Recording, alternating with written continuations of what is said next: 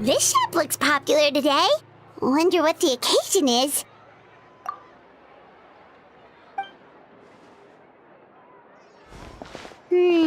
Butterfly Dew Cosmetics now on sale.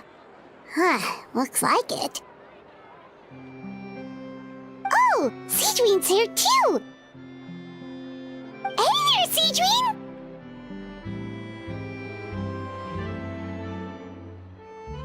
Hello there, Traveler and Paimon. I hope you're keeping yourselves fit and healthy. You bet we are! So anyway, what are you doing here, Sigewinne? The Duke insists I take regular vacations in the Court of Fontaine. This one just so happened to coincide with a promotion for a new skincare product, so I came over to take a look. I like to keep up with the latest industry developments when I can, to help me with my magazine articles. Wait, you write? For a magazine? Which one? It's called Beautés en Fleur, and it's run by the Fontaine Beauty Association. I've done lots of articles about skincare for them, using the pen name Meropide Flower. Oh, wow! You're a Maritime Flower? If Paimon's not mistaken, you're one of the leading figures in the Fontaine Beauty Association!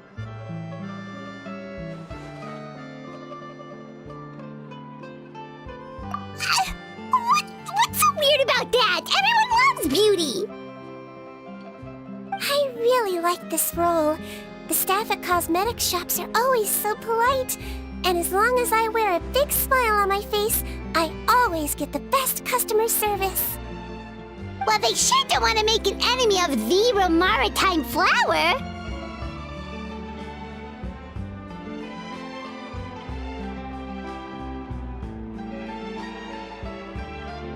Obviously, it's because of Sigewinne's love for beauty. Still a leader of the Beauty Association? That's incredible. The truth is, I study this field because I cherish my own appearance. It has nothing to do with being beautiful or not. Oh, the words of a master beautician defy comprehension! Oh, wait, you're saying that natural beauty is the highest form of beauty, right? Not really.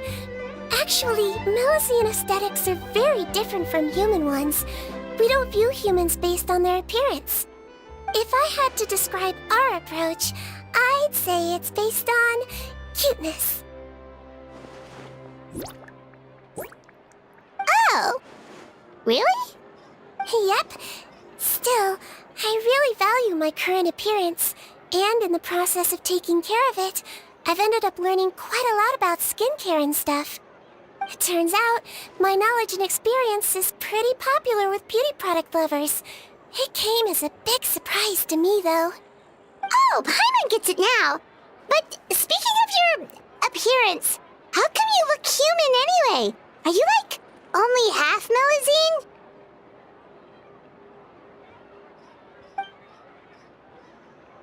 Ooh, wait, sorry. That was probably really offensive, wasn't it?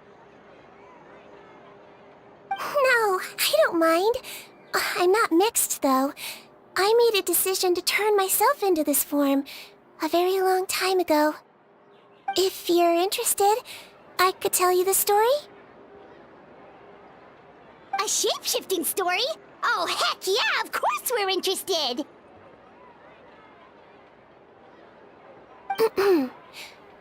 Once upon a time...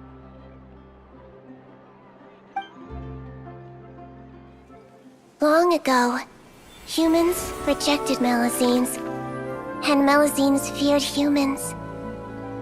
There was one Melusine who became fascinated with human medicine, but no human wanted her help.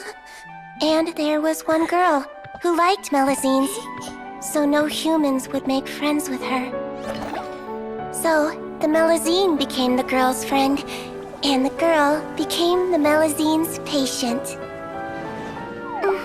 Your checkup's all done. You're still in perfect health. Thank you, Dr. Melusine.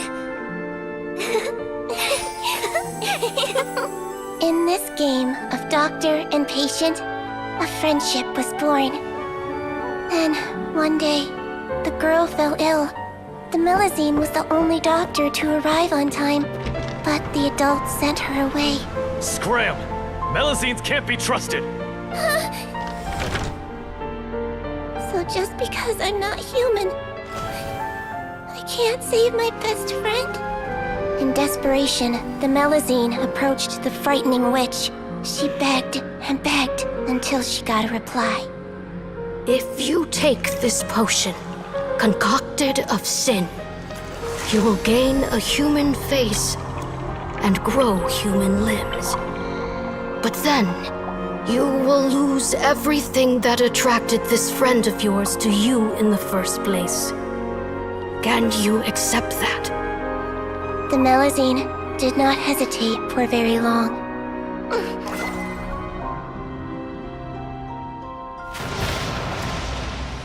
On a rainy night, a little doctor knocked on the girl's door.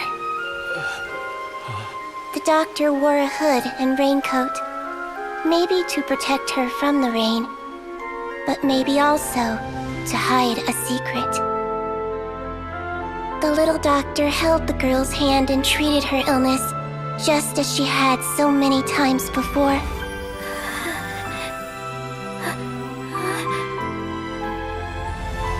Dawn came, and the little girl's condition improved. But the little doctor was long gone, for she knew her friend would never recognize her again. And so, since then, I've lived my life in human form. Most people who know me just think I was born this way. Ooh. A witch? A potion? Why does this sound like a fairy tale? Trust me, it's a true story. Must be the way you told it then. It just sounds so...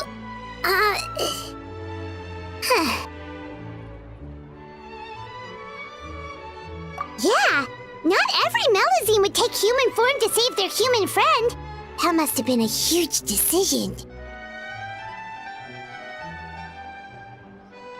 Treating patients is a doctor's duty. We must always find a way, even when the going gets tough. Ugh. It's so crazy that they turned you away just because you were a Melusine, especially when their daughter was so sick. Well, sometimes appearance can be a real barrier. But that was a long time ago. I like how I look now anyway.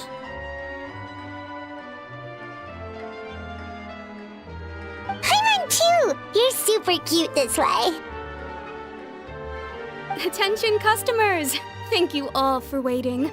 Now, on behalf of our skincare partner, I'm delighted to announce that our exciting new product is now officially on sale! Well, there we go. Let's have a look, shall we? Oh, Paimon, if you want to buy any skincare products, I'll be happy to give you some suggestions. Really? Personal advice right from a leader of the Fontaine Beauty Association? What an honor! Allow me to introduce our newest skin lotion, Butterfly Dew. I'm sure many of you have already read about this product's trials in the newspapers. To say that it improves skin quality is an understatement. This product gets its name from the way it transforms your skin and makes it glow anew, like a butterfly emerging from its chrysalis and spreading its wings for the first time. We are thrilled to have the inventor of this fantastic product with us here today. Please welcome Mr. Rawat, a researcher from the Fontaine Research Institute.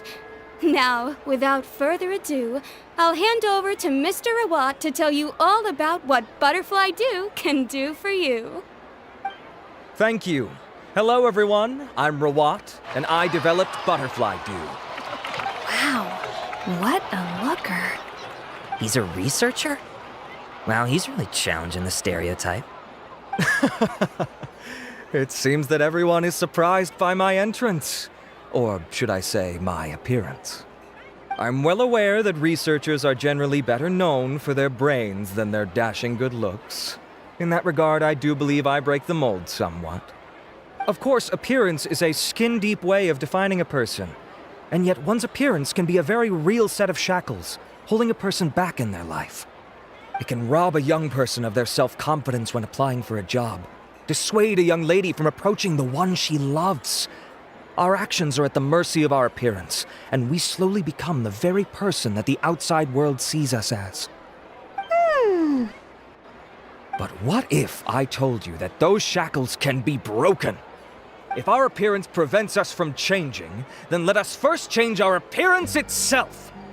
Wash away moles, birthmarks, and wrinkles, and they can no longer rob us of our confidence. Replace them with luster and radiance, and we shall never again hang our heads in shame. That is why Butterfly Dew exists. Its mission is to allow us to shed our pupae, undergo a complete metamorphosis, and embrace a new life. Well, whether it actually works or not, after that speech, Paimon's already sold!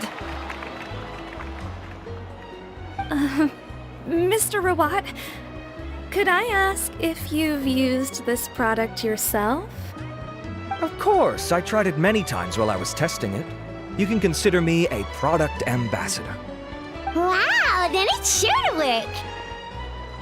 Still, I don't expect to convince you just by blowing my own trumpet. So, could I get a volunteer from the audience to try it out? Oh, Paimon volunteers!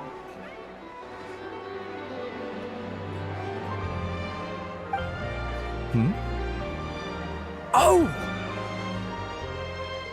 Ah, what an honor! It appears we have a giant of the Fontaine Beauty Association here with us. In that case, Miss Sigewinne, could we seek your most expert opinion on this product? Sure. Whoa, is that a maritime flower? They say she's the pickiest user of skincare products in all of Fontaine. Here you go.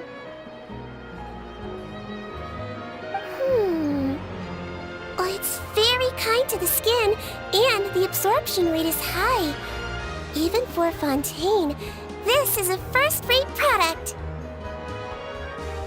Wow, now that's high praise!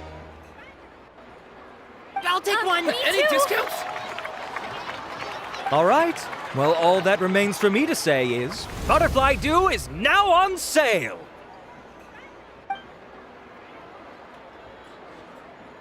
Think we should buy a bottle too?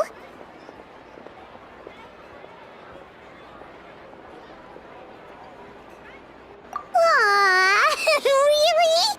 Well, it's still good to care for your skin though, right?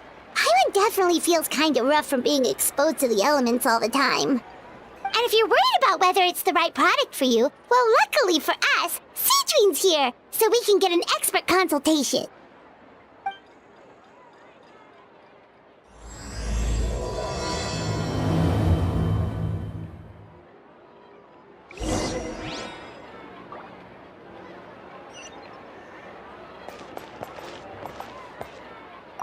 Aw, I wish I'd saved up my pocket money. Stocks are running low, so purchase soon to avoid disappointment.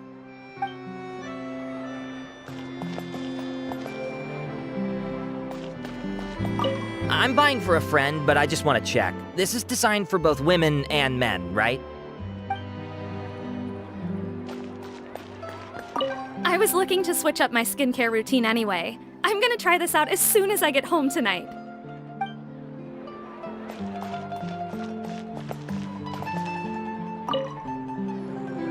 It's an honor to receive such high praise from you.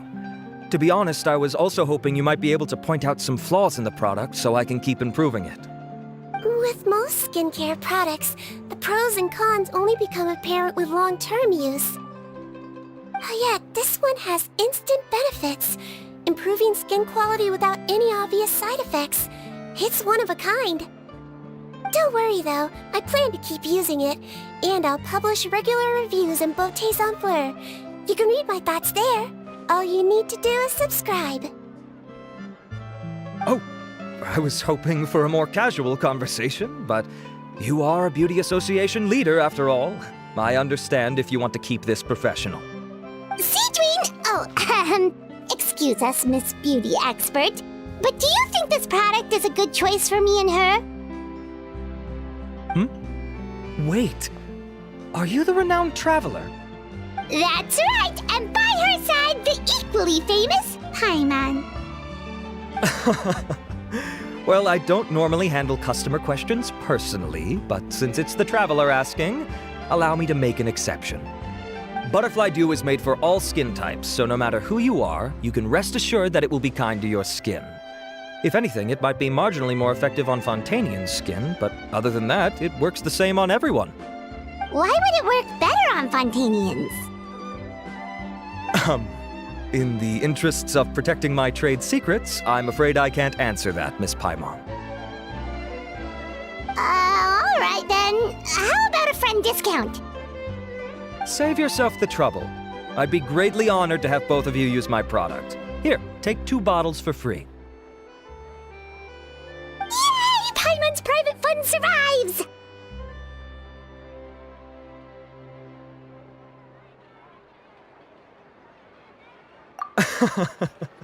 I can see why you might think that, but please don't misunderstand. This gift is simply a token of my esteem. There's no business motivation behind it. To me, finding new customers for Butterfly Dew is about meeting kindred spirits, fellow admirers of physical beauty. I consider it a labor of love. Admirers of physical beauty? Eesh, that's embarrassing to say out loud. It sounds so shallow. It's nothing to be ashamed of, Miss Paimon.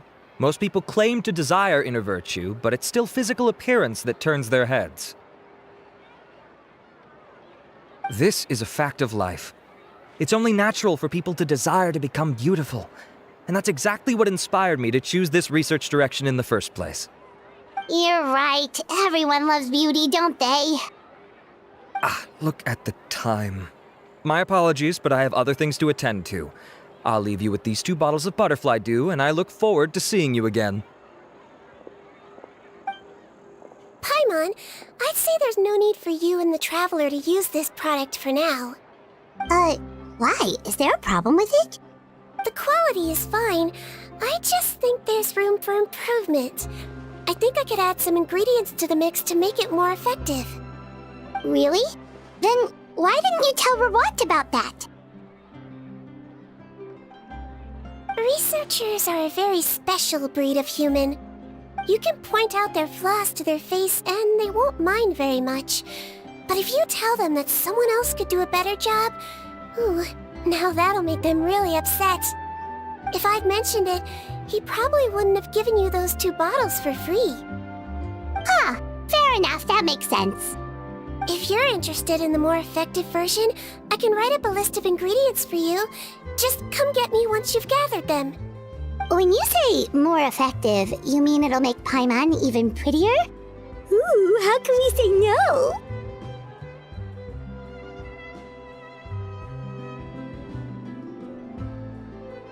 As for me, it's probably time I got back to the Fortress of Meropide. I mustn't leave the infirmary unattended for too long. Alright, see you there then!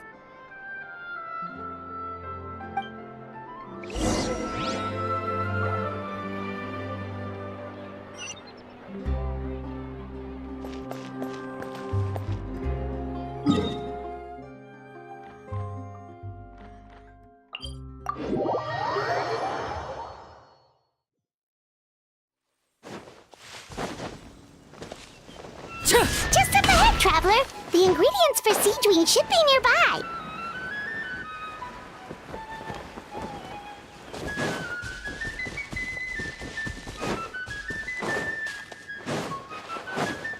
Overruled. Not well. Over here. Gotcha.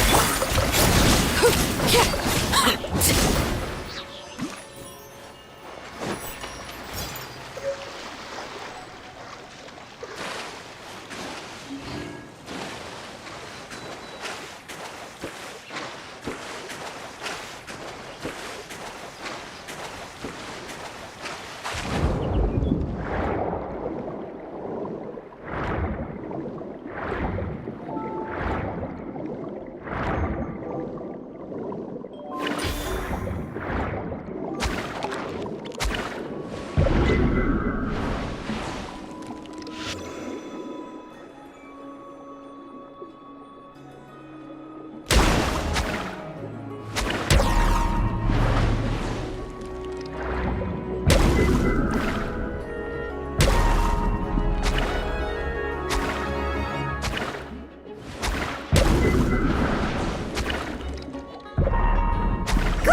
That's everything! Let's head to the Fortress of Meropide!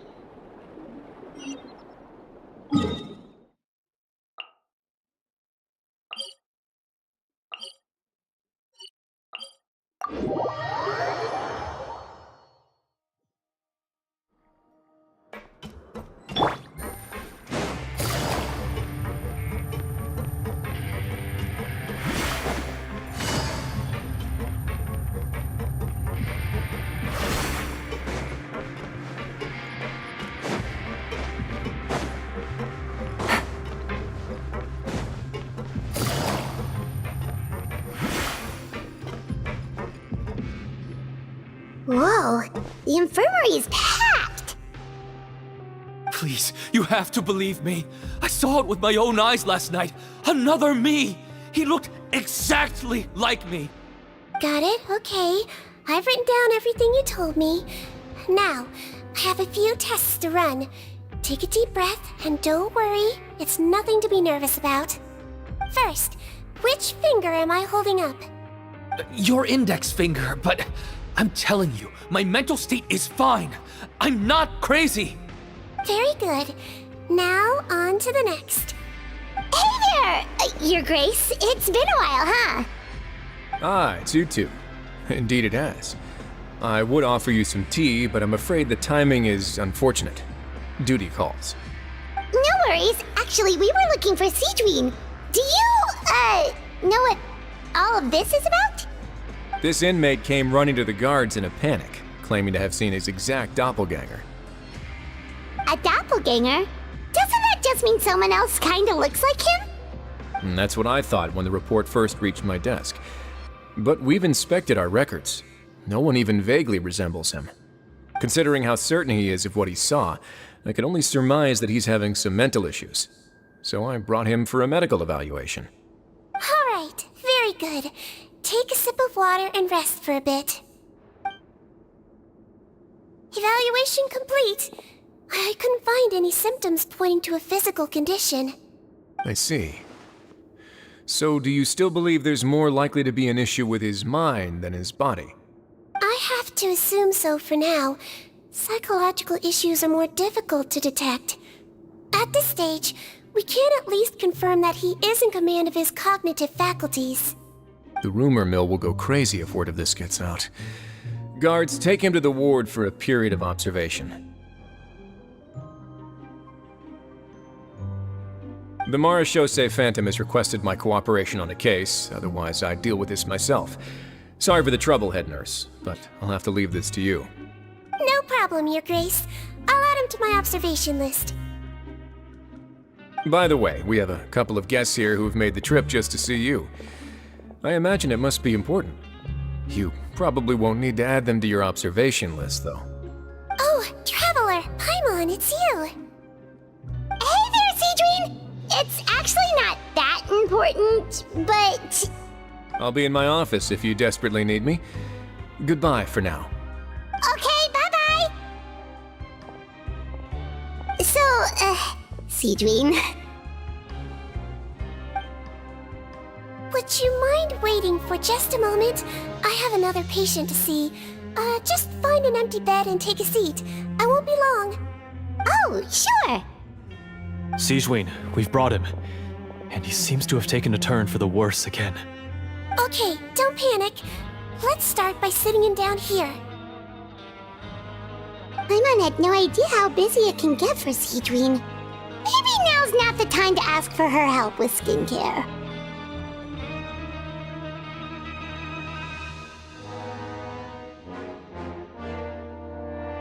Good point. Besides, it might actually be interesting to observe her at work. Well, this could hurt, so I suggest you take a deep breath first. Did his face melt? What happened to him? It's anyone's guess. His face melted off shortly after arriving at the fortress. But since he's a serious offender, he can't be allowed out for medical treatment. Best we can do for now is ask the head nurse to give him something to manage the symptoms. Oh, this is gonna be awkward. We still need to bring him to the Marechaussee Phantom for questioning. What if he scares them half to death? Will that be our fault? The Marechaussee Phantom? Does this have something to do with the case Risley's dealing with? Yep, it was a huge case. They bagged a few dozen crooks in one fell swoop. And this guy's the baddest apple of the bunch.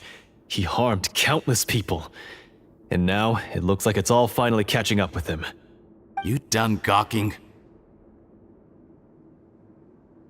Not yet. I need to check the severity of your ulcers to decide the right dosage. Don't worry. We Melusines have a very different sense of aesthetics from humans. To me, you just look like a little kitty with slightly scruffy fur, but still just as cute. Don't patronize me. Do I look like a kid to you? Just give me the meds and let me out of here. I already missed my cell. Hey, lose the attitude. You dare talk back to our head nurse like that again? Your days are numbered. Oh, it's fine. Okay, I'm going to apply the medication now. Tell me if it hurts, alright? Look how nice Sigewinne's being.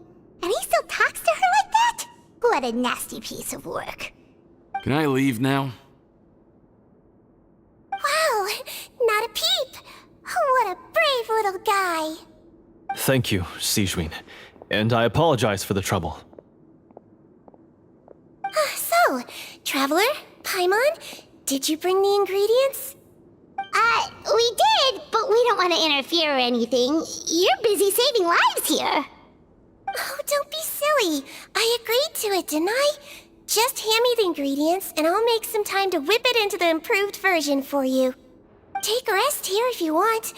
Or, if you're not tired, I hear they're holding a new pancreation tournament in the administration area. Or alternatively, is there anything we could help you with, Sigewinne?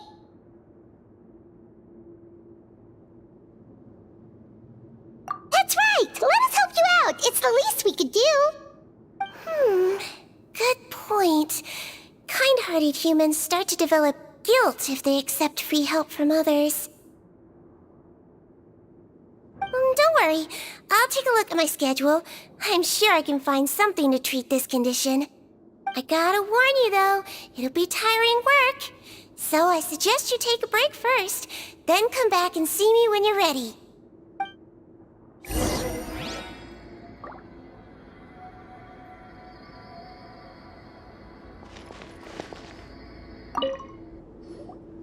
We're ready, Sigewinne! What's our first mission? I found the perfect job for the Traveler. First, I'd like you to lie down in this bed.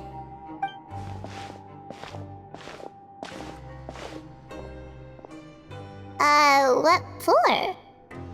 I need you to pretend to be sick. What? Oh, is it that difficult? I thought you did a pretty good job last time. Oh, so you knew. I sure did. She was way more interesting than the usual malingering inmates. When you played along very well, Paimon, I observed you two for quite a while after that. Well, this is awkward. But why do you need us to do it again now? No time to explain. My next patient will be here any second. Oh, please, just do as I say. You can, pretend like you've got a nasty headache. And throw in some dry heaving for good measure. Okay.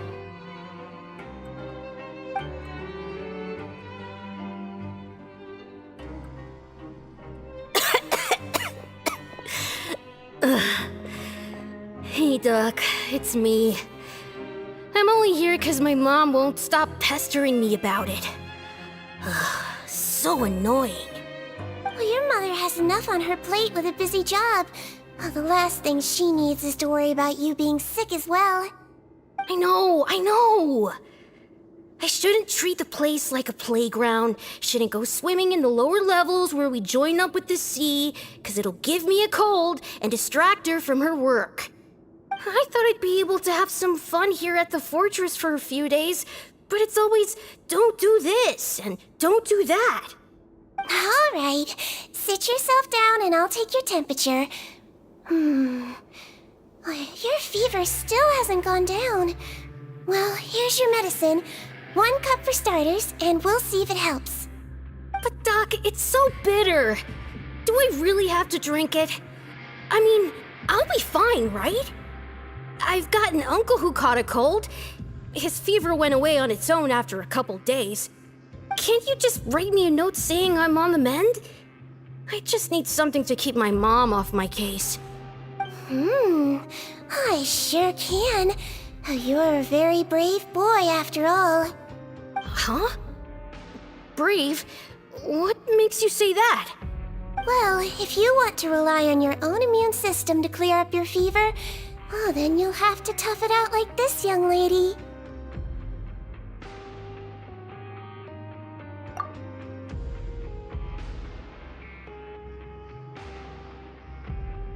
Hang in there, traveler! Are you gonna puke? Paimon can get you a paper bag! Huh? As long as you're tough enough to get through the nausea and dizziness caused by the high fever, you'll be right as rain after just a few days' rest. And if I'm not tough enough? Hey! Hey! Wake up! Wake up! Put it this way. At least you'll never have to see the doctor again, right? I think maybe I'll take that medicine after all, if that's okay. Oh, of course. Here, it's still warm. It's so bitter. All done. Great job, you two. That kid really doesn't know what's good for him. His mother's a guard here. She's been working back-to-back shifts lately, but unfortunately his father's away on a business trip right now. She had no choice but to bring her son here for the time being. He was quite happy at first. He seemed to think that the Fortress of Meropide would be all fun and games. So you made us put on that act just to scare a kid into taking his medicine? That's a pretty sneaky trick. Seems like there's a whole side to Sigewinne we never knew about.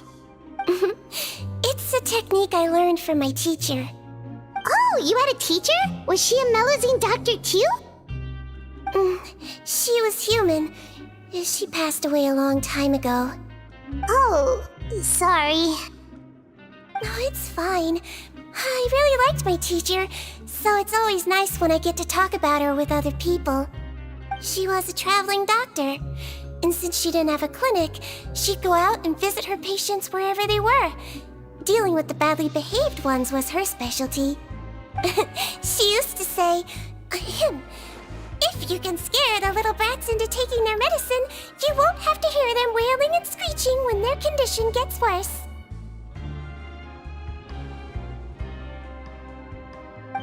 She sounds like a pretty strict teacher. Strict? Well, that's not how my teacher saw it. She thought of herself as terrifying to kids.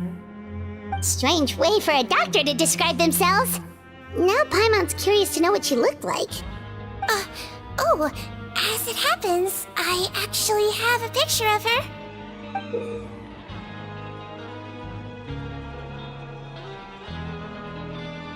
Oh, wow, yeah, okay, that'll terrify the kids.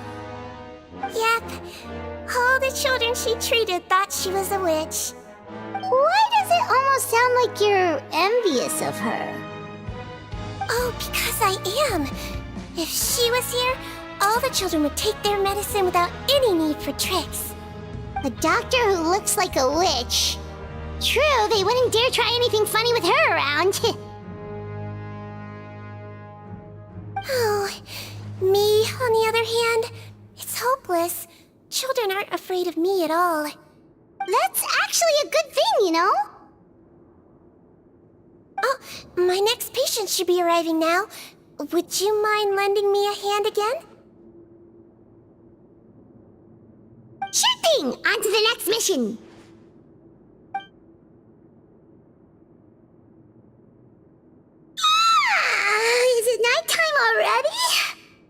flew by. You really have a busy job, Sigewinne. Well, thanks to you two, it was much easier today. Aww. Should we get some rest? It's getting pretty late. Oh, there is one last thing. I have to keep it confidential, so I usually leave it till after everyone's clocked out. Confidential? Are you sure you can tell us? Well, it's fine. You're not living here anymore, so it's okay if you know. All it is I have to prepare some ingredients to make healthy meals with. Wait, you mean those healthy meals?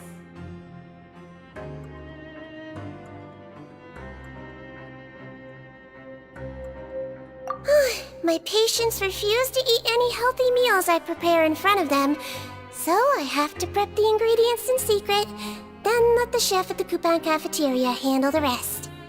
Considering even the chef's version makes people uneasy, it really makes you wonder what's in it. You want to find out? I can teach you how to make it. That way, if you ever suffer from exhaustion on your future travels, you can prepare a healthy meal for yourself. It's really good for you, you know. Sure? Guess we can help out one more time.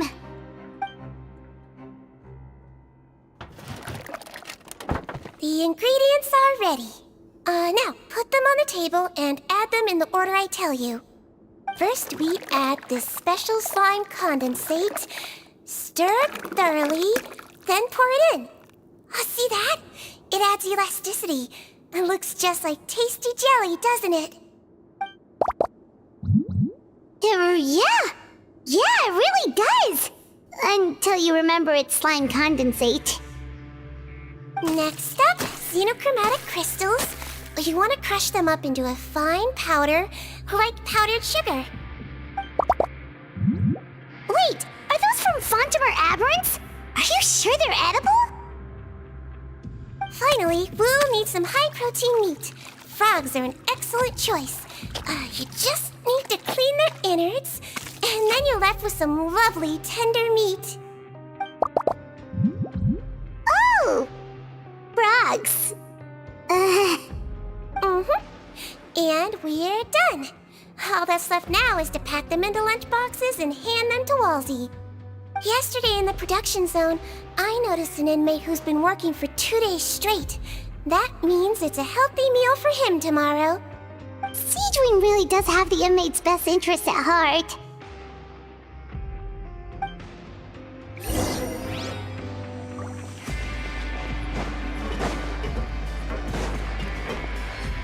Take it easy.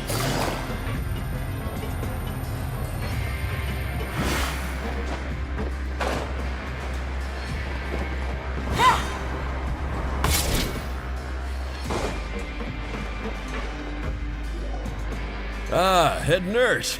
Got some extras for me? Just the one today. The serial number's on the lid. Sounds good. I'll make sure it gets delivered. Sounds like they're talking in code. Thanks for your help. Oh, it's no trouble at all. I only wish I could do more. You work so hard for all our sakes. I'd happily lose a little sleep if it meant helping you out. That won't do. If you reduce your sleeping hours any further, your health will start to suffer. All right. Nurse's orders. I'll do as I'm told. But you take care of yourself too.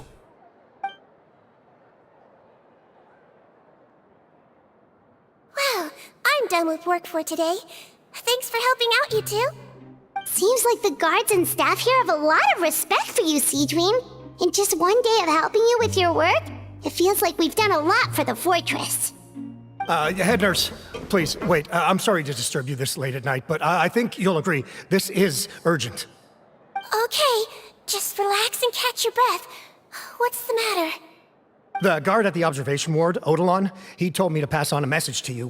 One of the inmates there, the guy suffering from possible hallucinations, well, he seems to have made a sudden recovery, and now he wants to apply for permission to leave the ward. Huh? Already? You were right to tell me. I'll have to examine him and make sure he's well before we discharge him. Looks like we've got one job as medical assistants left. We'll come with you.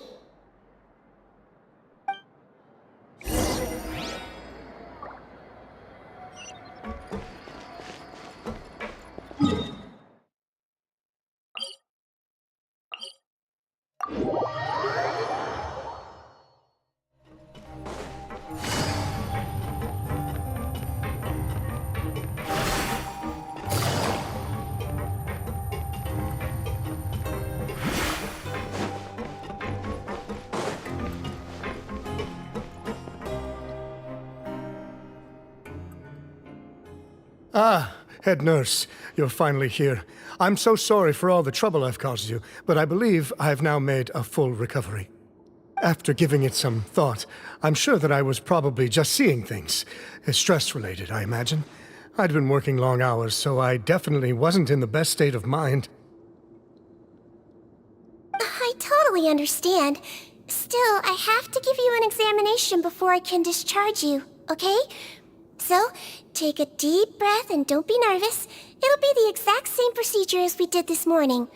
We can start whenever you're ready. Again, so sorry.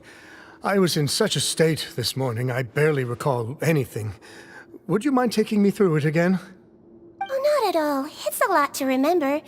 First up, we have a little cognitive test. Just concentrate and you'll be fine. To start with, which finger am I holding up? Your pinky.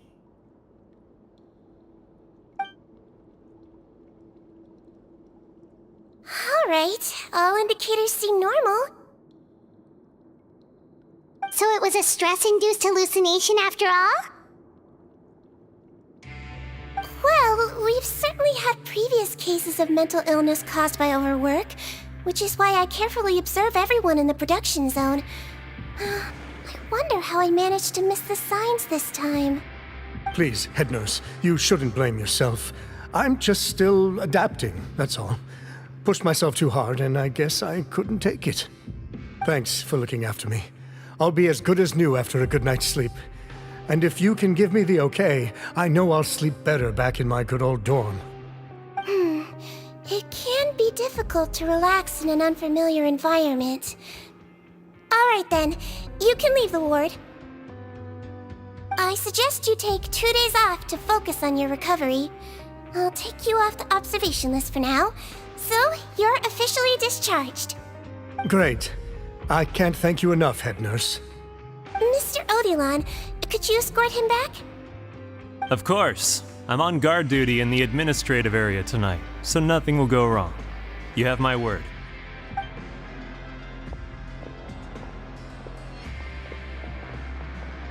Guess you're finally done for the day now, huh? Yep. But I still haven't gotten around to making that improved lotion for you yet. Oh, no rush!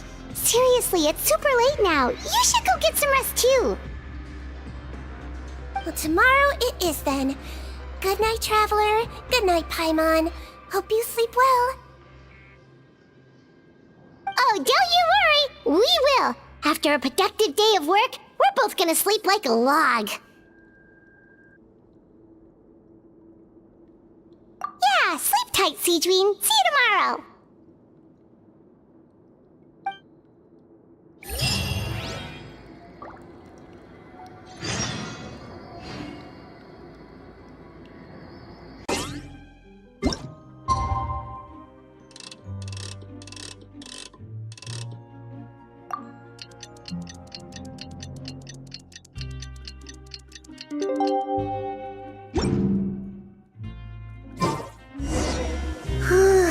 Paimon really did sleep like a log. Let's go find Sigewinne.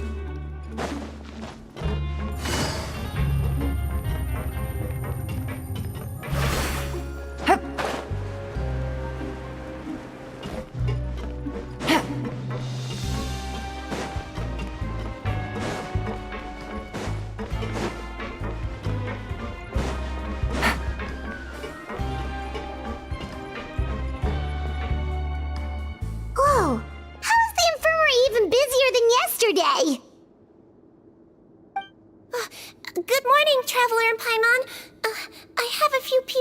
a checkup, so you might need to wait for a while. No problem. Anything we can do to help? There's a bit of a complicated situation here. I'm still getting to the bottom of it myself. You have to believe me. I'm telling the truth. You're in a medical facility. Keep it down. Please, listen to me. I'm not Gascon. I'm Uy. You're a horrible liar, you know that? We get all your mugshots with the arrest warrants. It's clear as day that you're Gascon. You mean because of the way I look? I don't know what happened. I just woke up like this. Then you guys dragged me in here for an interrogation. I brought you here to figure out what's going on. If you truly are the victim of an injustice, yelling isn't going to achieve anything. At most, it'll delay your vindication. All right. I get it. This is nuts. Yesterday's interrogations went fine, and now this. Morning, Your Grace. What's going on? Remember the case I mentioned yesterday? The one brought to me by the Marachose Phantom? Well, we've been questioning the inmates involved this morning. Every single one of them is claiming mistaken identity. Huh. That's even weirder than what that guy was saying yesterday. The thing is, none of them have been able to provide any evidence whatsoever to support their claims. Questioning them further got us nowhere, so for now, we've brought them to the infirmary. And we thought yesterday was as busy as it got for Sigewinne. We've compiled their statements. Have a look. Perhaps there's something we missed.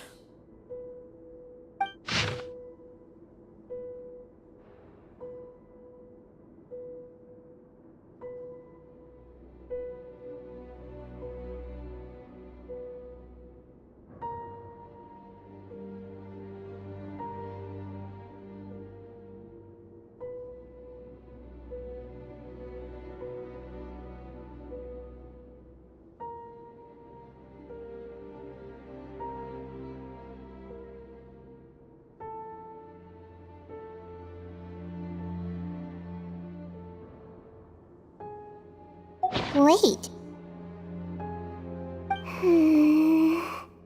Release? Interesting. The inmates they spoke of in their statements appear to all be due for release today. I noticed that too. If that's their plan, they're underestimating us a little. Every serious offender claims that there's someone else who just so happens to be due for release today. And they're expecting us to go along with that. All the more reason to be cautious.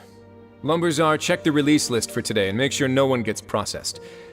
We're gonna need an excuse, though. Just say we're out of forms, and that we're furiously printing more as we speak. I'm on it. It's conceivable that our group of serious offenders somehow found a way to switch places with inmates who are about to be released, so they can walk out right under our noses. We did consider that possibility.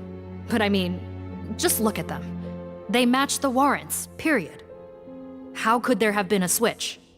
Only if they're dead ringers for the inmates due for release, I suppose. I gave you that name list yesterday to assist in your investigation. Did that help? Yes, the inmates' mugshots were attached to the list. The first thing I did was check for lookalikes, and I didn't find any. The only other thing that stands out to me is that their voices sound a little different today. But it's not exactly hard to put on a fake voice. Oh, really? What does our head nurse make of all of this? Give me a moment. I think I have a way to confirm whether there's been a switch. I know, it's not time to change your dressing yet, but please bear with me. Huh? Isn't that the guy from yesterday? This should be Honore. He has very severe facial ulcers, which require an operation in the hospital at the Court of Fontaine. I authorized him to leave the fortress for medical treatment under guarded escort. Yes, like I told you. I'm not Putton. I'm Honore. So there has been a swap. Well, I can see what happened in Potton's case, but how do you explain the other inmates? You're not telling me their souls switched bodies, are you? No, I believe believe it was their faces that got switched. The method is a bit like replacing a tooth. Take the bad tooth out, put a false one in. And actually, I think I can prove it to you. Traveler, Paimon, do you remember Eric from the other day? Yeah, sure do. Then you can be my witnesses. To start with, please fetch the inmate who claims to be Eric.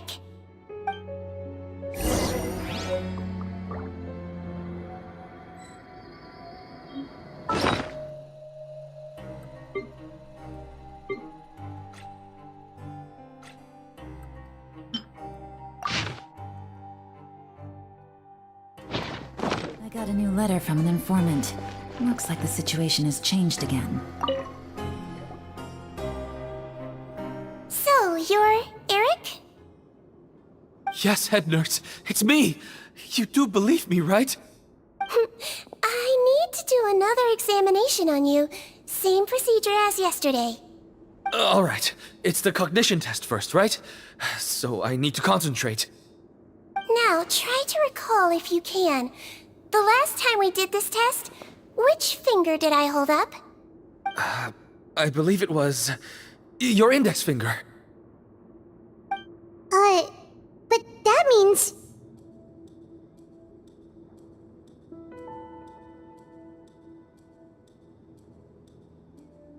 Huh? So basically, last night the Eric who said he saw another him suddenly recovered and applied to leave the observation ward. Sigewinne did another test before letting him leave, but that time she held up her pinky finger. Huh? I don't know about any tests last night. There was nothing to do in the observation ward, so I went straight to bed. Then I somehow woke up in a high-security cell. Well, in that case, there is a reasonable explanation for the strange events of the past 2 days. So, what exactly happened? The gang of serious offenders wanted to break out of prison, so they identified a group of scapegoats, namely inmates whose terms were almost up, and planned to switch appearances with them. Last night, when Odilon was on duty, they ambushed him and had one of their group switch appearances with him using their face-swapping method. That allowed them to avoid scrutiny from the other guards. Then, once all the other inmates were asleep, Odilon spent his night shift carrying out the remainder of their switcheroo plan. However, they made one mistake. Henri changed his appearance to match Eric's earlier than he should have done, and ended up being spotted by the real Eric. Real Eric came to the guards for help, but we didn't know then what we know now, so we put it down to hallucination and sent him to the observation ward. However, since one of the gang members was posing as a guard, they simply changed real Eric's appearance and had their Eric take his place, muddying the waters even further. Right, because I'd put Eric on the observation list by then, and no inmates on that list can be processed for departure until I've discharged them. Hence why the imposters had to pull that little stunt to get fake Eric off the list. Yeah, it all makes sense now! The Duke cracked the case! Well, I can't fault the reasoning, but I'm afraid that we ruled out the possibility of face switching very early on in this process. Criminals altering their facial appearance to commit crimes is nothing new. In fact, one of the explicit duties of the Melusines in the Marechaussee Phantom is to identify criminals in disguise. We carefully examined all the suspects, and there is no evidence that any means of disguise were used in this case. Huh. Well then, how do we explain all this? So far, it seems more likely that the gang stole documentation belonging to the inmates due for release, and are using that to commit identity fraud. Actually, there is a potion that can completely change someone's appearance. If they use that, even a Melusine wouldn't be able to detect it. A shape-shifting potion? Forgive me, head nurse, but this is the first time I'm hearing about it. If such a potion truly existed, it would jeopardize our entire investigative process at the Marechaussee Phantom. Are you certain of this? Yes, I am. But Please trust me in my professional opinion as an experienced clinician. At the same time, without any solid evidence, it's pure speculation. If we can round up all the inmates suspected of switching places, then have a little talk with both sides, we might just get our answer. Yep, let's do that. Okay. Well, it was our negligence that meant we had to come and conduct these post-internment interrogations. And I know it's put you out. We'll do it your way. Your Grace, bad news. I paused the releases like you asked, but we were too late. A bunch of people already got processed 2 hours ago. I checked the list, and sure enough, it's all the people who gave statements. 2 hours ago? That's before today's interrogations began. They had this all planned out. So there really was a switch after all. They really pulled the wool over our eyes on this one. We should be able to catch up with them if we leave now, right? Not if that potion is real. They can just switch faces again after leaving the fortress. And if the Marishose's Melusines can't even spot them, we wouldn't know where to start searching. Yikes! So we're at a complete dead end!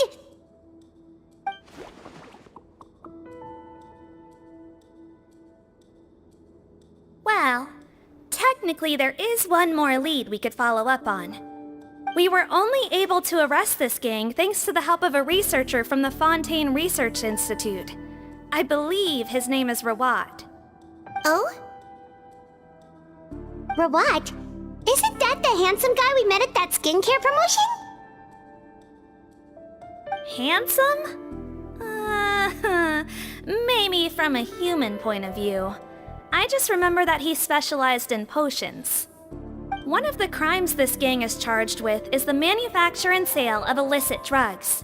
According to Mr. Rawat, they appear to have stolen technology he developed through his research and used it in their operation. At first, he thought it was a typical case of intellectual property infringement, and he tried to negotiate with them. But once he discovered their criminal operation, he reported them to the authorities. Thanks to his report, we were able to swoop in and arrest them all in one go. What a hero! Bet that took courage on his part. No doubt. This is worth following up on. As the one who snitched on them, it's highly likely that Rawat will be targeted by the escapees. That aside, since he's negotiated with them in person before, there's a chance he'll have some additional information for us. Understood, Your Grace. My team and I will head to the Fontaine Research Institute right away. In the meantime, please keep an eye on the face switch victims for us. Of course. Miss Morgane, I'd like to come along and help you catch these criminals. Huh? Why's that? Well, I'm the one who discharged the fake Eric last night, so I feel partly responsible. Don't say that, head nurse. Your focus was on the inmate's health, and rightly so. We can't ask you to help with arresting criminals. That's our duty. I also have a more personal reason. Potton is a patient of mine, and if I don't get a new batch of medicine to him in time, his condition will get much worse. Look, head nurse, I completely understand where you're coming from. But arresting criminals is dangerous business. And if anything happened to you, none of us can afford to take on that responsibility. Don't worry, I can defend myself just fine. You say that, but still. If I may, Miss Morgane, Sigewinne is the one who raised the potion hypothesis, and I'm sure she has far more expertise on the topic than your team. My suggestion would be to bring her with you. And if you really are worried for her safety, then...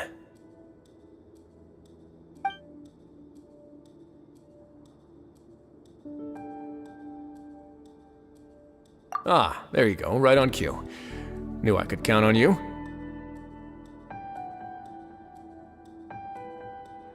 Okay. Well, since this plan has the Duke's blessing, far be it from me to refuse. We should head off immediately. Time is of the essence.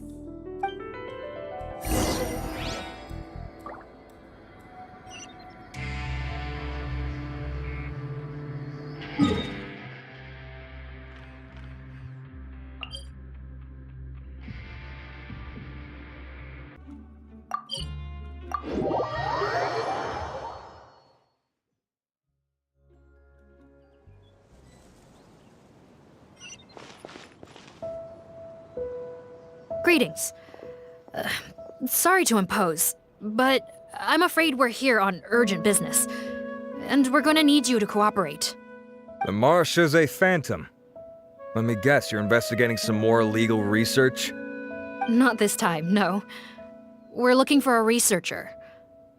Do you know where we might find Mr. Rawat? Rawat. Oh yeah, Mr. Handsome, right? He actually doesn't work on site here very often. There's a handful of researchers in the nearby area who know him pretty well, though. You could see what they know. Just a handful? Paimon figured he'd be the most popular guy around. Well, I guess you could say he's popular, at least on a superficial level. He's blessed with good looks, so he tends to make a good first impression on people. But in all his time here at the Fontaine Research Institute, I don't think he's ever had a single deep conversation about his research with his peers. That's no way to make real friends around here.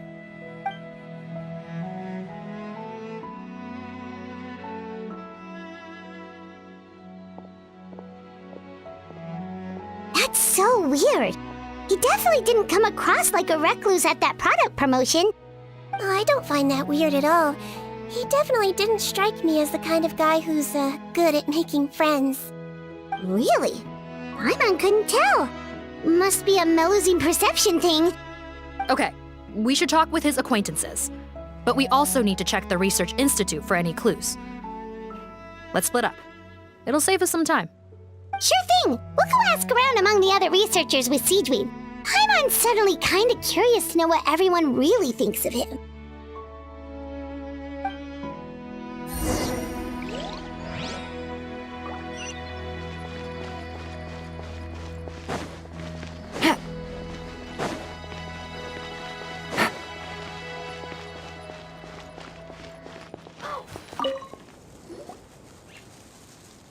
Excuse us, are you Audrey?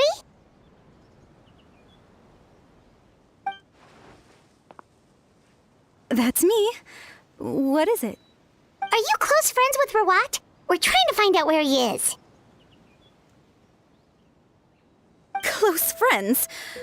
You mean because I told him I had feelings for him once? I doubt I'm the first or last at the Institute to make that mistake. Why would you single me out as a close friend? I should have known, really. Men like him, they just enjoy being surrounded by fawning women. They're not interested in a serious relationship. Okay. We were just kind of wondering if you might know where we can find him. Why would I know where he's at? I barely know him, and he probably doesn't even remember me. Ugh, this is getting annoying. Shall we go ask someone else?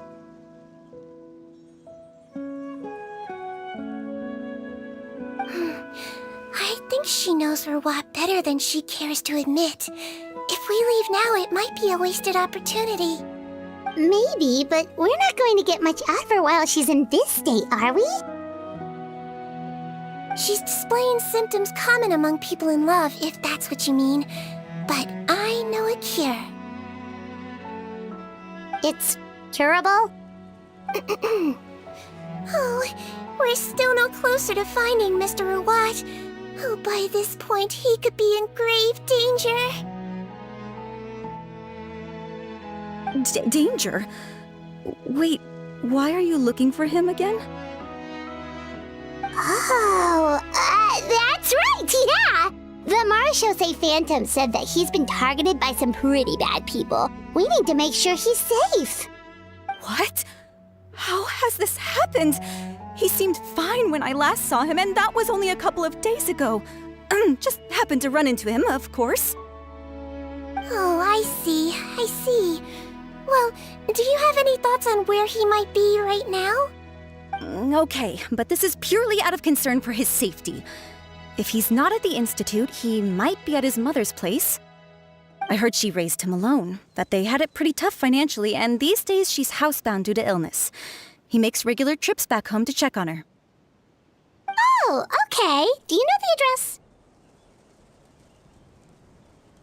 Nope, sorry. I only found out the thing about his mother because it came up in conversation once. I was just trying to find out more about him, so I could get to know him better. When I told him I had a crush on him, I offered to help him take care of his mother. And yeah, maybe that was a stupid idea, but did he really have to yell at me for it? It's like, fine, I can take no for an answer, but what's with the temper tantrum? Unbelievable. These guys only want to show you their charming, well-groomed exterior. They can't stand it when a few home truths shine through. Looks like her love syndrome is flaring up again. We need to find out Mr. Rawat's mother's address. Let's check with the Marechaussee officers when we regroup. Cool, sounds like a plan.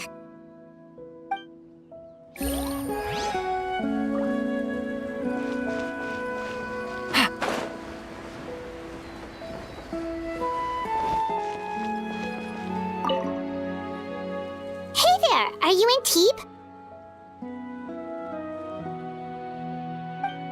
What do you want? We're here to ask about Rawat. Any idea where he might be? We were told you were pretty close with him. Close? Not sure that's the word I'd use. He wouldn't even let me use his patent. Huh? It's been a good few days since I last saw him. I don't know where he's at. Go ask someone else.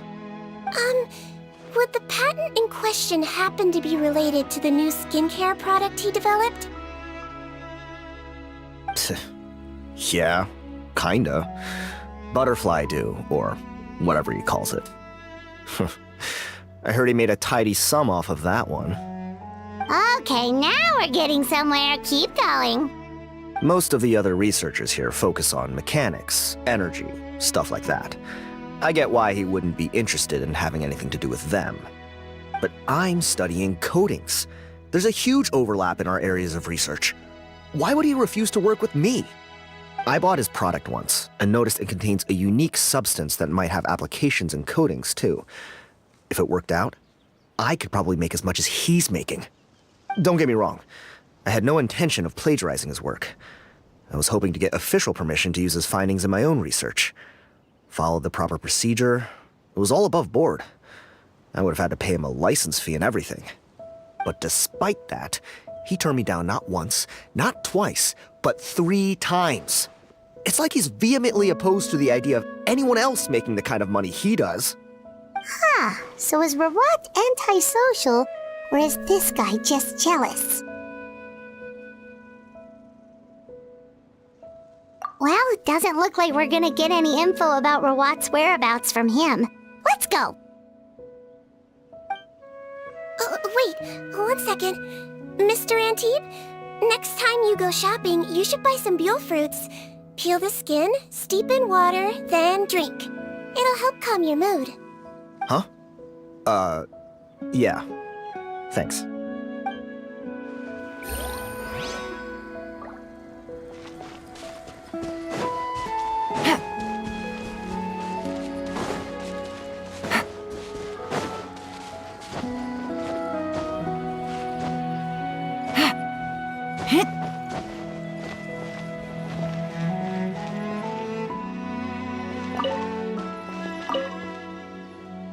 Sorry to bother you, sir, but are you Bertram?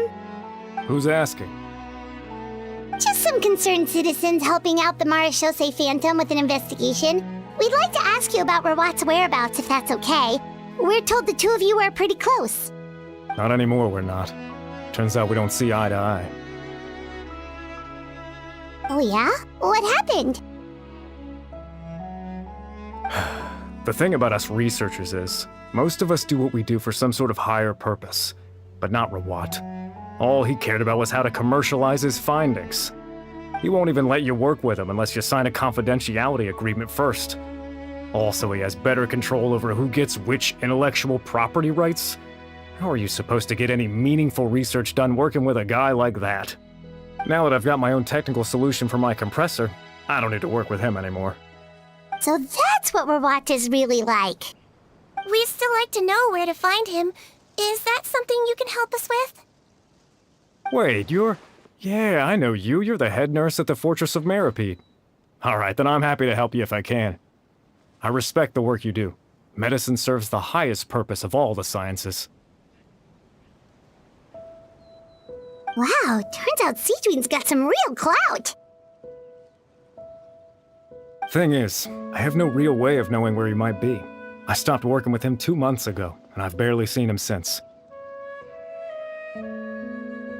But if you want my advice, I'd say go talk to the peddlers. There's a few he meets with every other day or so. Maybe they know where he's at. Peddlers? Yeah, back when I was working with him, I noticed he met with them quite often. Wouldn't surprise me if they were involved in some shady business together, because it seemed like they went out of their way to avoid discussing anything in my presence. The little I overheard was about manufacturing and selling pharmaceutical drugs. Like I said, he's all about the money. Drugs? Doesn't he work with skincare products? Do those count as drugs? Who knows? I never cared to find out. He's the Morag rubber, not me. Thank you. You've given us plenty to work with. Welcome. Goodbye, and may we both reach new heights in our scientific endeavors. Well, that's all 3 researchers. Let's head back to the meetup point.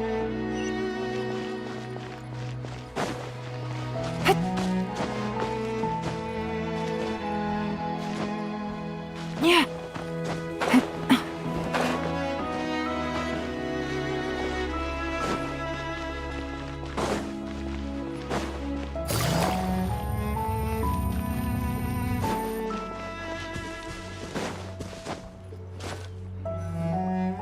You know, Paimon started out thinking Rawat was a handsome researcher with a friendly and cheerful personality.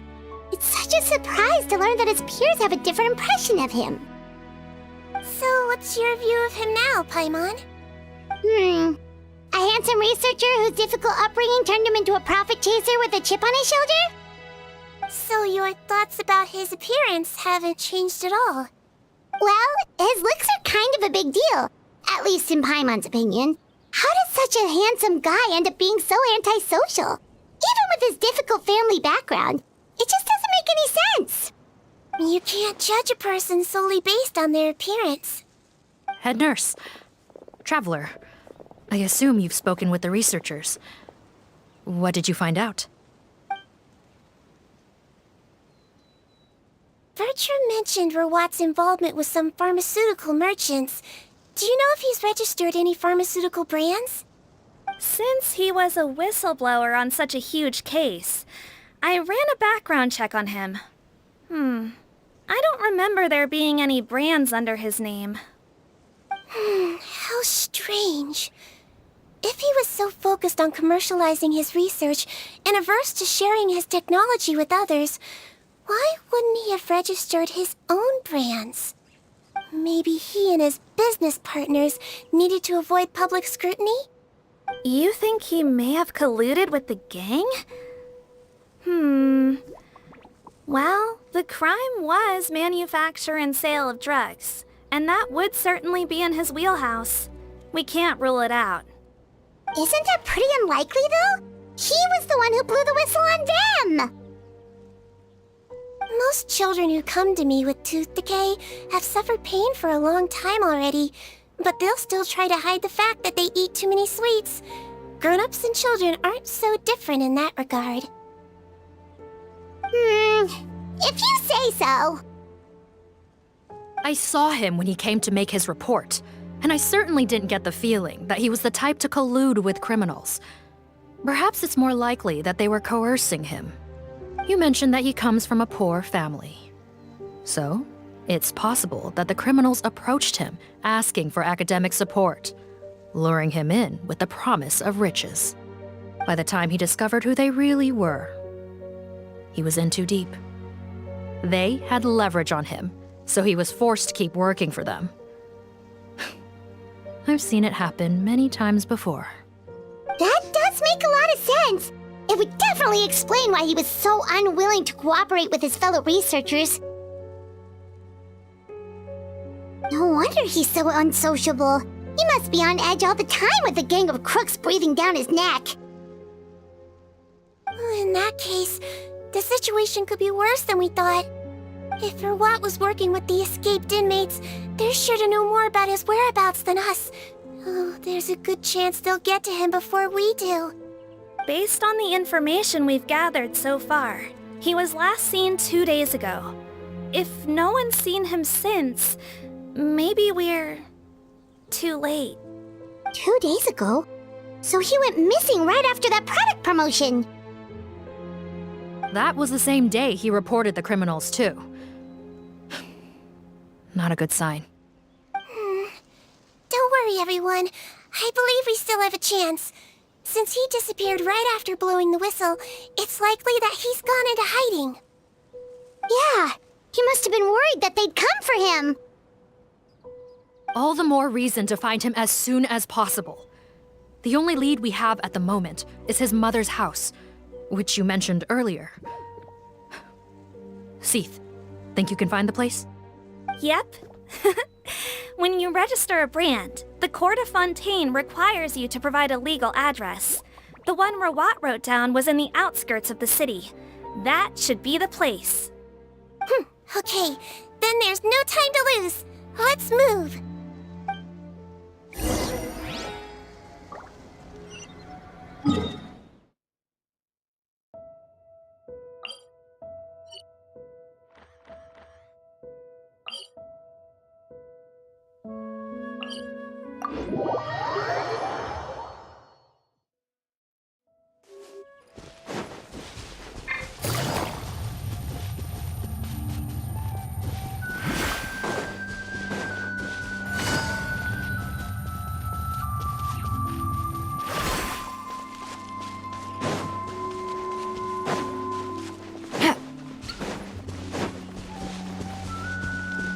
Take it easy. All right, this should be the house. I'm pretty sure this was the address. Okay, I'll knock.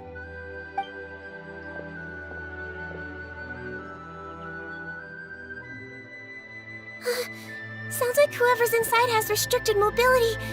Oh, it seems serious. Oh, what's the fastest way to get this door open? Break the door down? No, I'll handle it. Let the expert deal with it. There'll be a mountain of paperwork if we damage a citizen's property.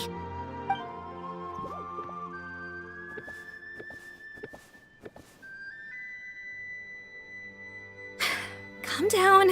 Deep breaths. Remember your training. Control your strength. And... it's open! Seath, take a few people and lie in wait. Keep your eyes peeled for any activity around the house. The Traveler, head nurse, and I will go inside.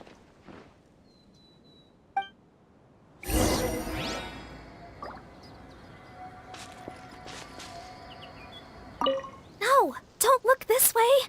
I'm supposed to be hiding, remember? Captain's orders.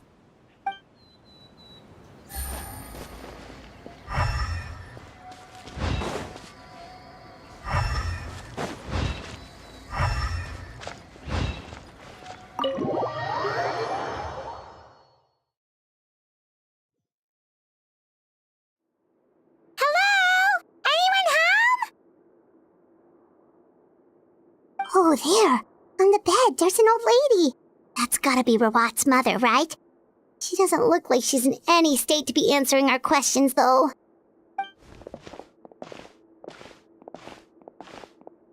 We could try, but she is very ill.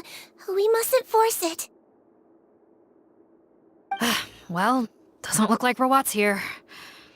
She's the only one we can talk to. Yep. Allow me. Hello, ma'am. Might I ask if you're Rawat's mother? We are trying to locate him.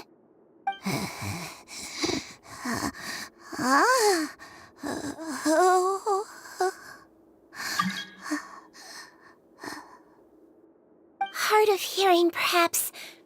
Does anyone have a picture of Rawat? I have one here. I'd like to show you a photo, ma'am. Is this your son? Do you know where he is?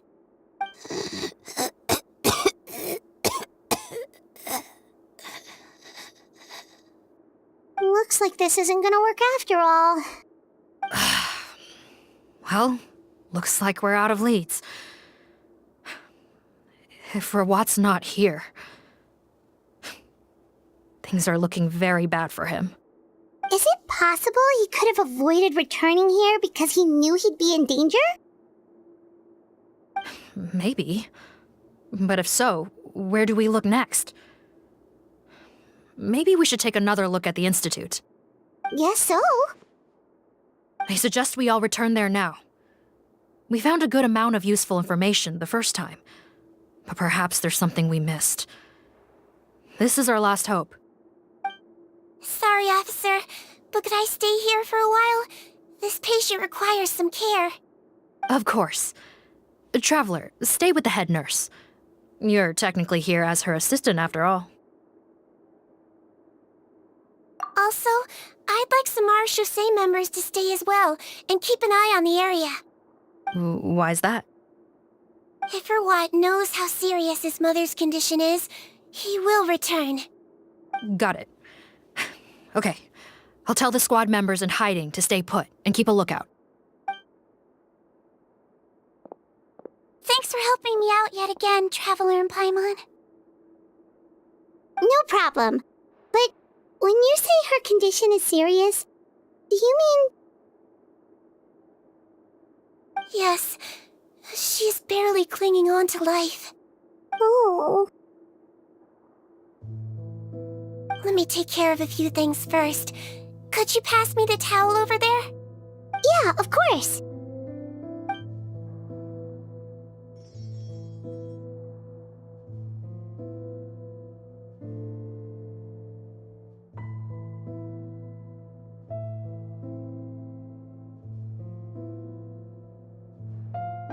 I can tell that her family has tried a lot of different treatment methods, including some very expensive medicines. Unfortunately, her condition is so multifaceted that a recovery looks all but impossible. Sigewinne, Paimon bets being a nurse must be pretty tough at times like this. Yes, it makes me a little sad. In a Melusine's eyes, a human's birth, aging, sickness, and death are as much a part of natural law as sunrise and sunset. But human medicine can defy that law to some extent. In that sense, it is a science of miracles.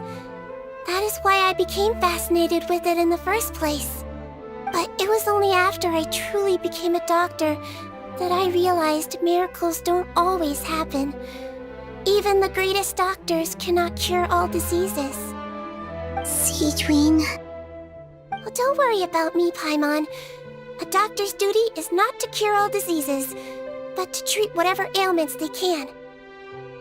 At the very least, I can lower her fever. That way she'll suffer less, and she might even be able to see her son. Yeah, all the more reason to find Rawat as soon as possible, even if we don't catch those crooks.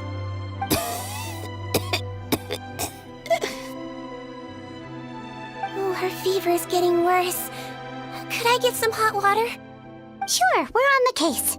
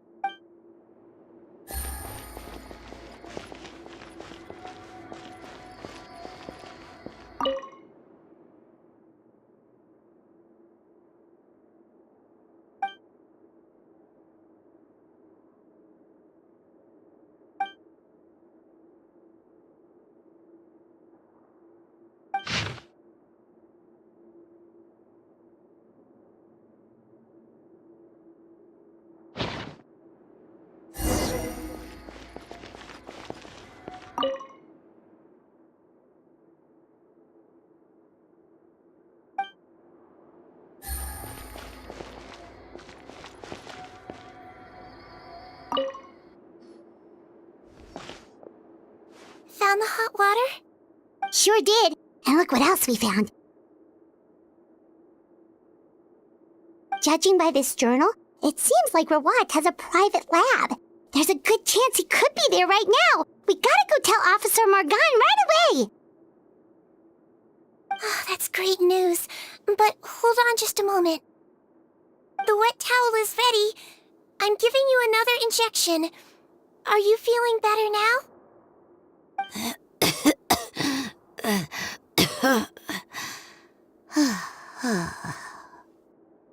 It's all right. We'll go bring him back. Please hang in there. Thank you.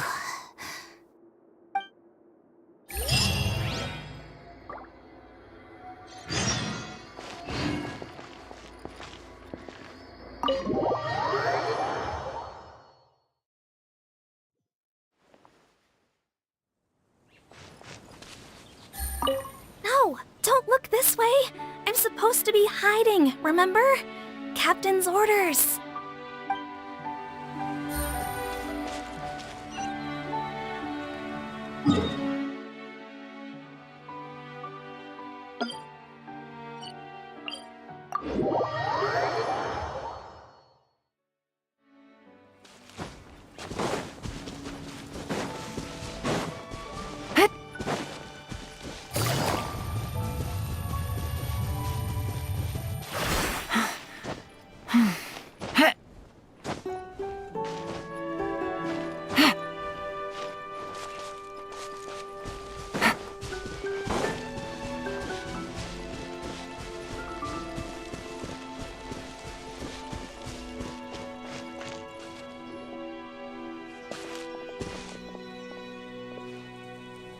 It's Officer Morgan! They're already here!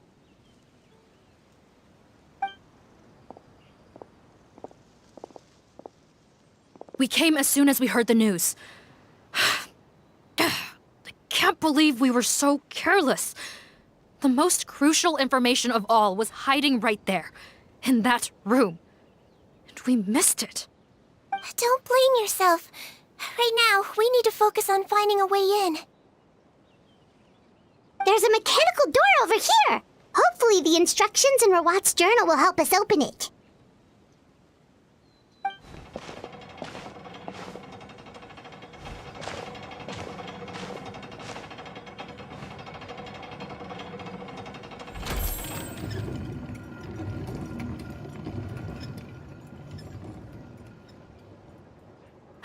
It's open. Let's go in.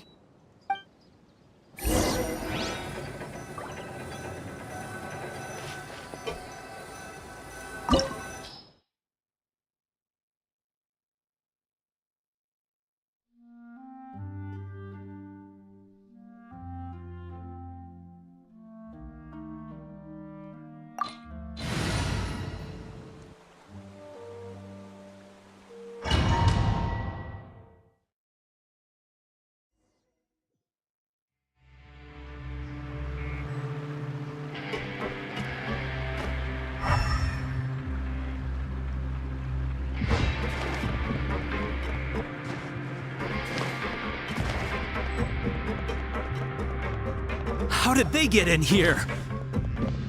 Captain, up ahead! Those look like our fugitives! So they found this place too? Don't let any of them escape!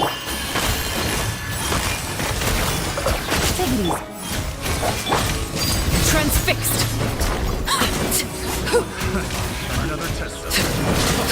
The night is cold.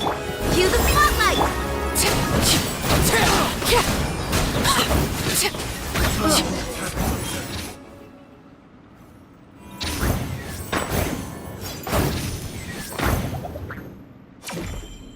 Captain, according to our list, many of the fugitives aren't accounted for.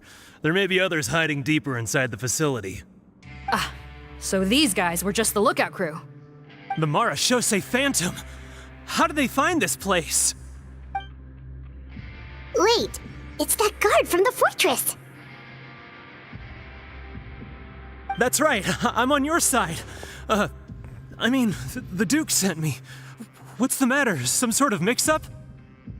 Mr. Odilon, didn't I tell you a few days ago that you need to stop all field work until you've recovered?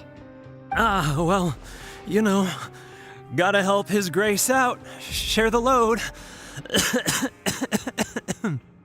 Officer Morgan, this man is an imposter. The real Mr. Odilon has no recent health issues. What? But I... Looks like the head nurse was right about the face-swapping method. Arrest them all! DuPont, stay here and keep guard. And watch the exit. If we're not back soon, call for reinforcements. Got it.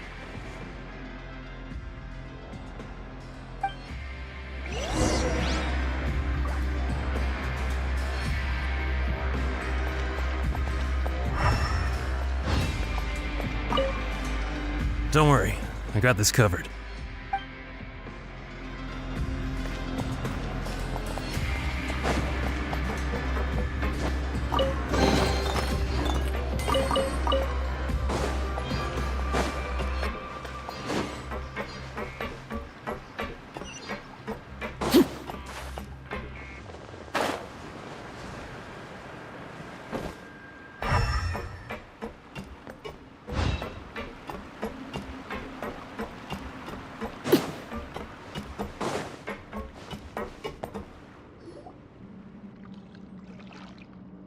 So many jars. Was this some sort of production facility? The scent. It's probably the ingredients used to make butterfly dew.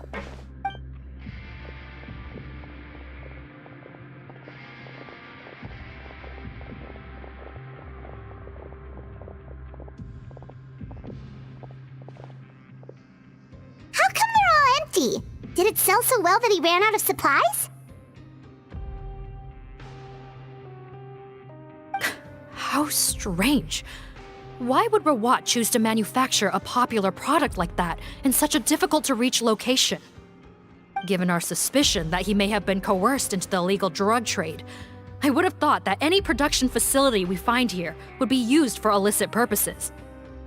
Perhaps butterfly dew is itself an illegal drug. Do you have any evidence for that claim? No, just a guess. We need to find Rawat as soon as possible. He has all the answers we need. Understood. Well, let's not linger here. Let's go. Come on.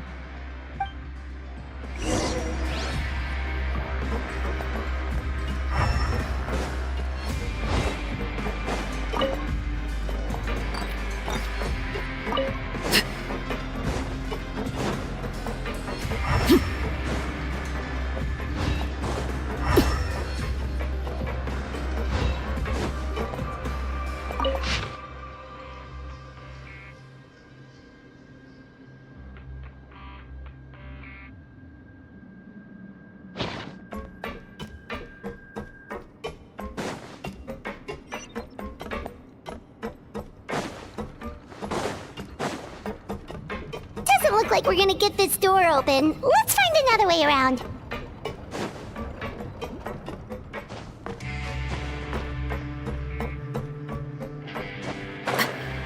This one's closed too! What's with those carts and tracks? Oh, maybe it's one of those doors that opens when it senses cargo passing through.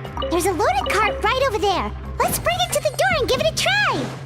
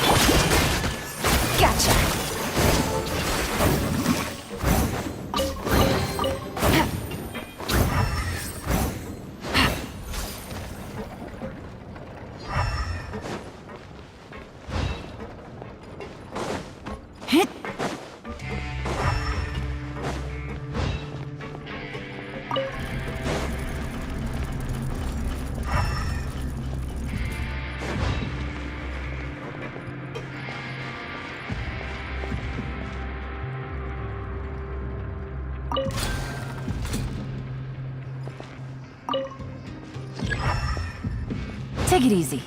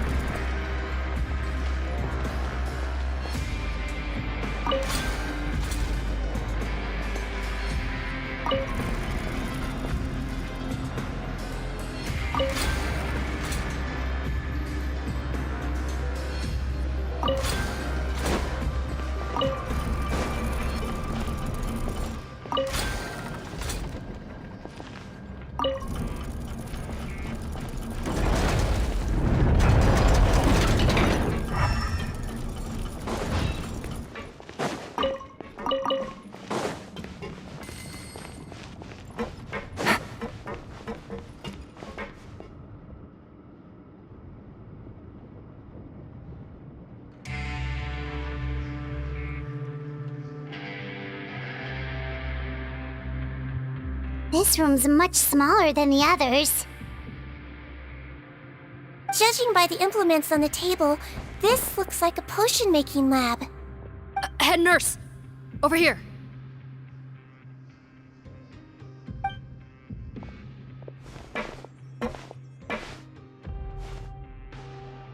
Let's see. Huh? Robot's clothes? Why would he change here?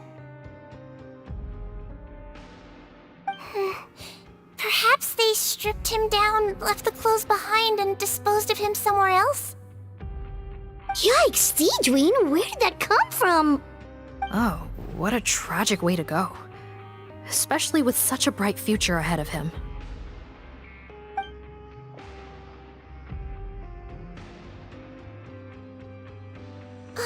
There's a path leading further on, Officer Morgan. Let's keep up the pace.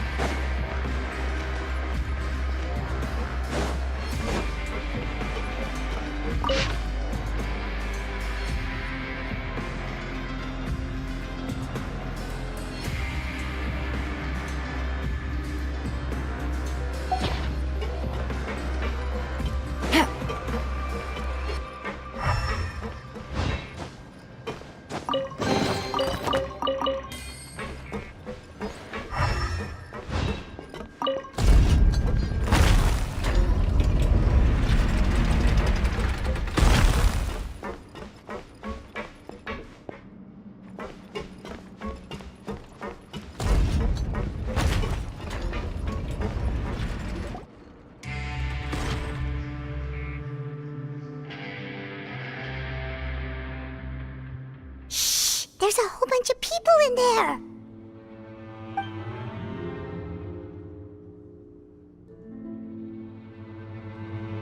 Are you serious? You're telling us that within a day, our faces are going to rot like yours? Fontainian physiology changed dramatically after that great flood, and it's not as compatible with this face-changing solution as before. The side effects are as you can see. Why didn't you say anything before we all used it? Look, my plan got you all out of prison, didn't it? You'd have much bigger problems to worry about right now if the Melusine Phantom found out about your other crimes. Consider an ugly mug getting off lightly. Ugh.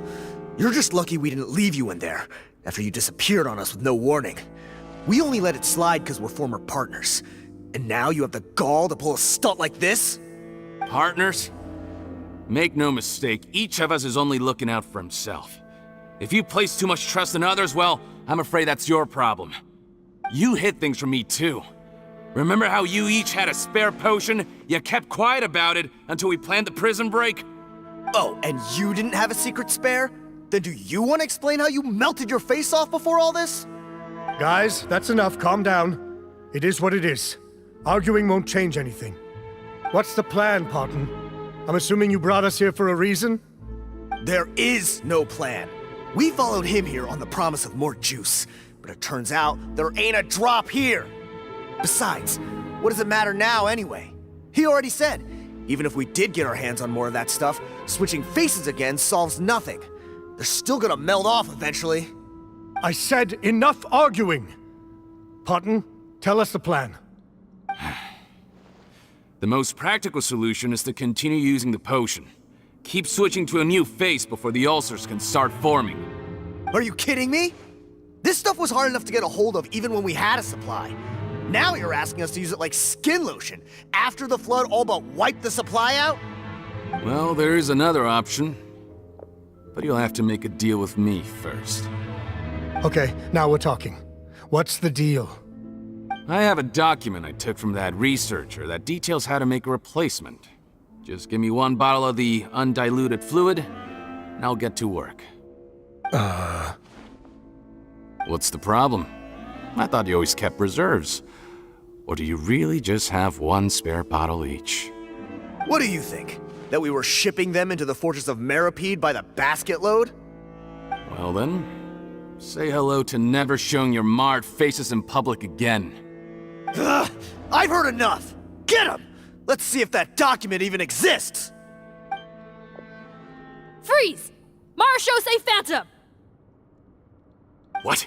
Who let them in? Officer Morgan, before anything else, please find out Rawat's status. Rawat?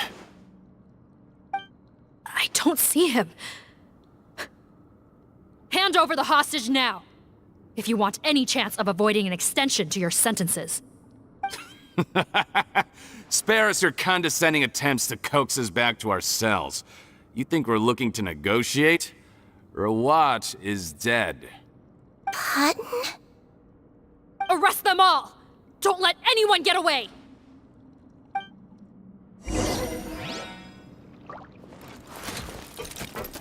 Not now. Over here. Trip on up. Over here. Overruled. Cue the spotlight. Game's up. Fun's over. Cole, lines have been...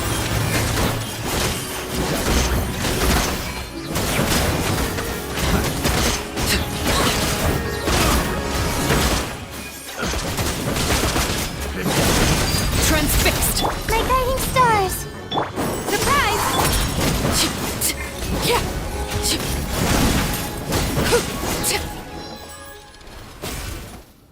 Huh. Gotta say, I never expected to see the head nurse in combat. Some patients respond better to a more aggressive treatment plan. Did we get everyone? Captain, we finished the head count. Potton's missing.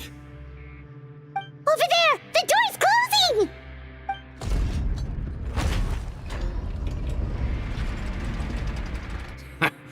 One group trying to arrest me, another trying to hunt me down. Good. I gotta kill two birds with one stone. How did he get up there? There must be a secret passage somewhere. Find it! Don't waste your energy. I already sealed it off. How naive. We have more people outside. If we're not back out by the agreed time, they'll come to our rescue.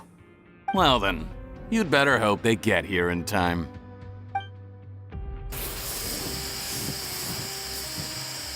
There's some kind of gas leaking from the pipes. Be careful, it's poisonous. This is our distribution center, where we store the product derived from our source solution. We had to use special fire prevention methods to prevent contamination. The pipe network here was designed to emit a gas for firefighting. One little modification later, and it makes an efficient death trap. Why would you do this? Your partners are here too. Oh, please. If they can't supply what I need, they're of no further use to me. Besides, I can't have him exposing my potential whereabouts. He's a maniac! Come on, we gotta find a way way to open that door! Go ahead, struggle in vain. Once the last of you croaks, no one will ever find me again. So long! Are you sure you're ready to leave, Potton? You haven't changed your dressing today. You can't cure my face, just give up. And what if I could? Nice try. You're just trying to stall me. Don't you worry about me. I'll find a way to cure my face once I get out of here. Oh, I doubt it. After all, Fontainians can no longer dissolve in primordial seawater. What the... How did you... The key component of the face-changing potion is the fluid left behind by dissolved Fontainians. It might look like ordinary water, but it has some unique elements in it. Before the flood, all Fontainians were oceanids, physiologically speaking. A potion made from that fluid could dissolve and reconstruct the face of a Fontainian in much the same way as hydroidolins change form. Theoretically, it could give someone any appearance they wished. But since the flood, Fontainians have become true humans. They can no longer provide the source material for this potion, nor reap its benefits. Are you saying this potion is made from Fontainians dissolved with primordial seawater? Then their crimes are far worse than I thought. How could you know all of this? No, wait. Of course! Well. So that's why you have a human appearance. It also means that I have a formula you're unaware of. The air's getting thicker. It's getting hard to breathe.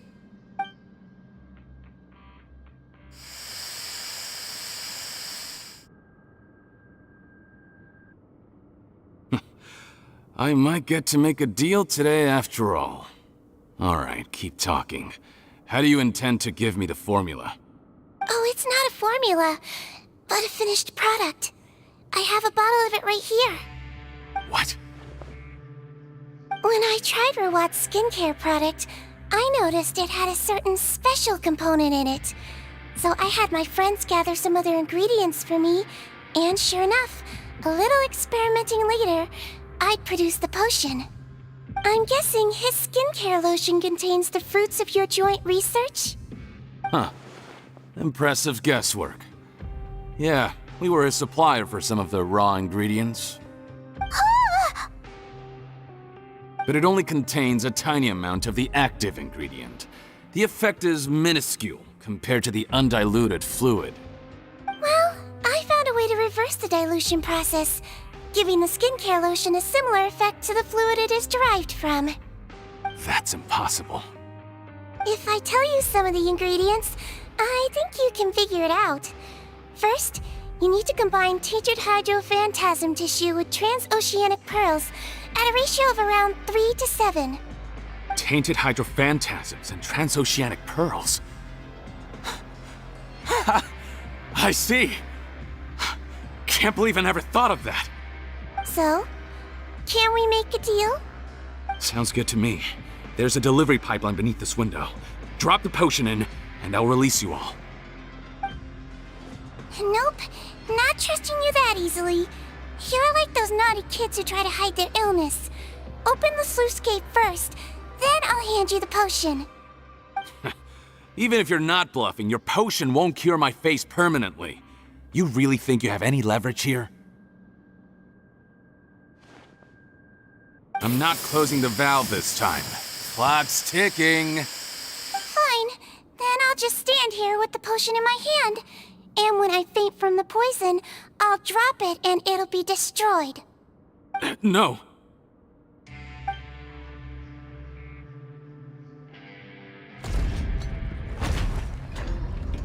It's open! Disable that sluice gate! Jam it! Don't let it close again! That's more like it. In that case, a promise is a promise. Head nurse, there's too much poison gas in here. We have to leave, now!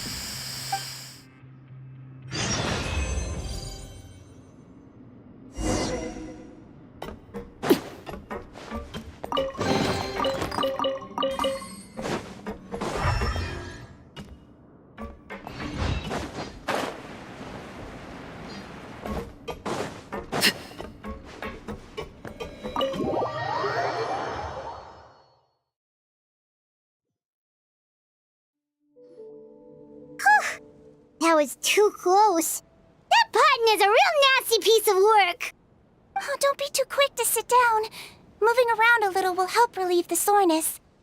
Same goes for you, Traveler. Oh, but Paimon, you should be fine, right? Flying fast is pretty tiring too, actually. Anyway, that's not important right now. Paimon's still shocked to learn that there's a whole criminal operation going on behind that skincare lotion. Shame I ended up giving the improved version to Potton after finally making it for you. I'll make you some more, I promise. No, please don't. Paimon doesn't want to use that stuff anymore. Still, it was a pretty good job that Paimon wanted to buy some in the first place, huh? It ended up saving everyone's lives. That's gotta count for something.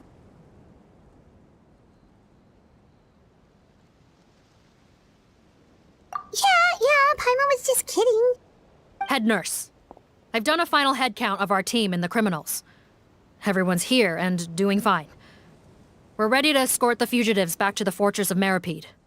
It's a shame that we didn't find Rawat. At this point, I'm afraid he's probably deceased.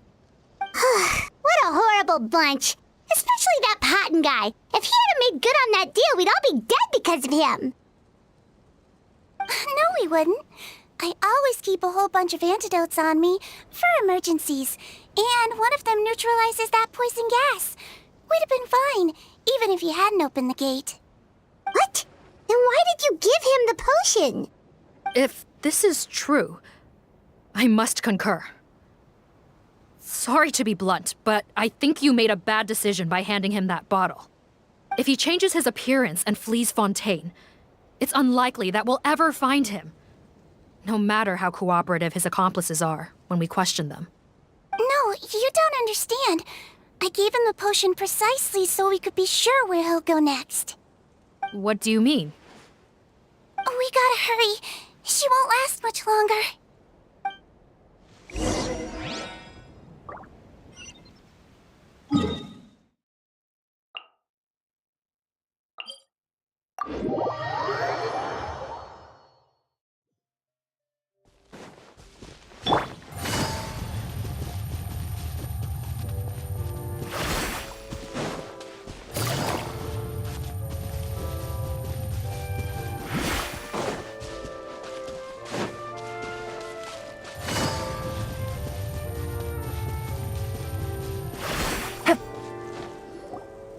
Don't move a muscle.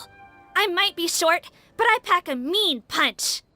Captain, you're just in time. While I was lying in wait, I spotted this crook snooping around, trying to find a way in. So I detained him. Oh, his face. Are you... Potton? So this is where you were heading, huh? What? This is how Potton looked before his face was marred.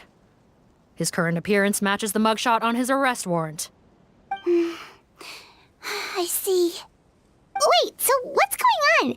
Wasn't the whole point of the potion to disguise himself and escape Fontaine?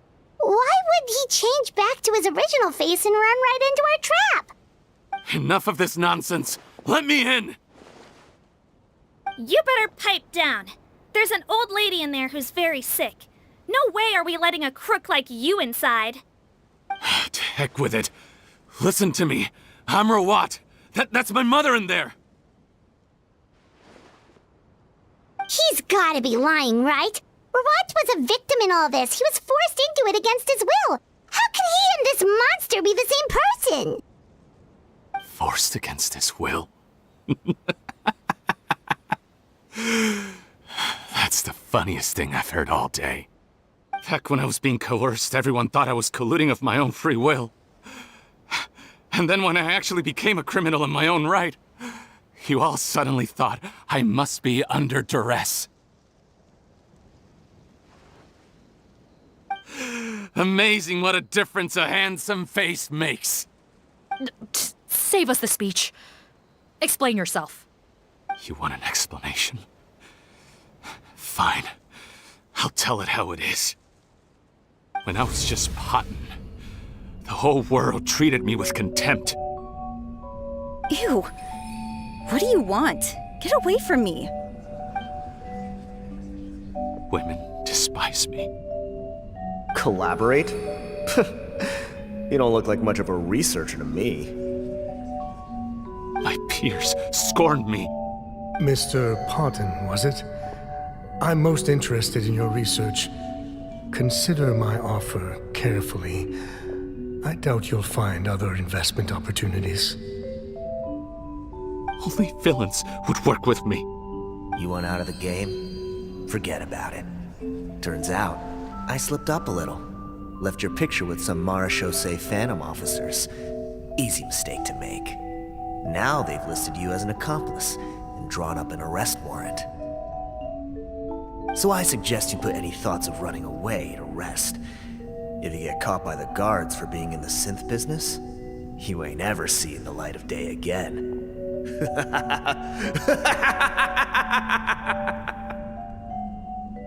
There was no way out for me. Until I could stop being Potton. Mr. Rawat, I have something I'd like to tell you. I became popular with women. This new potion you developed is fascinating. Genius, in fact. Would you consider working with me? I'd be happy to sign a licensing agreement. My peers looked up to me. I'm very interested in your research, sir. You must no doubt have offers from countless investors, so far be it from me to ask for a full collaboration, per se. I merely wanted to express my interest. No pressure at all, naturally. And the villains even began to fear me.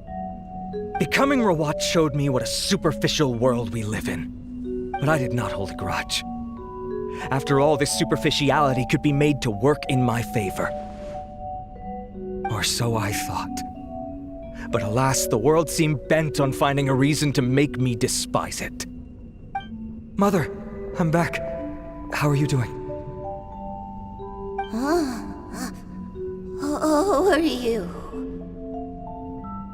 I bought the best medicine Mora could buy, but nothing would cure her illness. In the end, I hoped she'd at least be able to see her son one last time before she passed, but when everyone else rejected me, the only person who cared about me was my mother.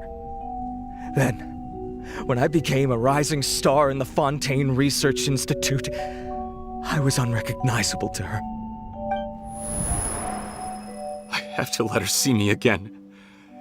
Even if it means donning my own wretched, ugly face.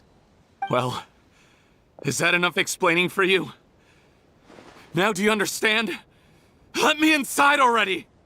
Have you ever considered if you'll even be able to look your mother in the eyes after what you've done? You found a way to completely change your identity. You could easily have escaped from them. But no, you chose to keep working with them. Why would I want to give up on such a lucrative business? The profits were dozens of times that of the synth business, and it was all above board.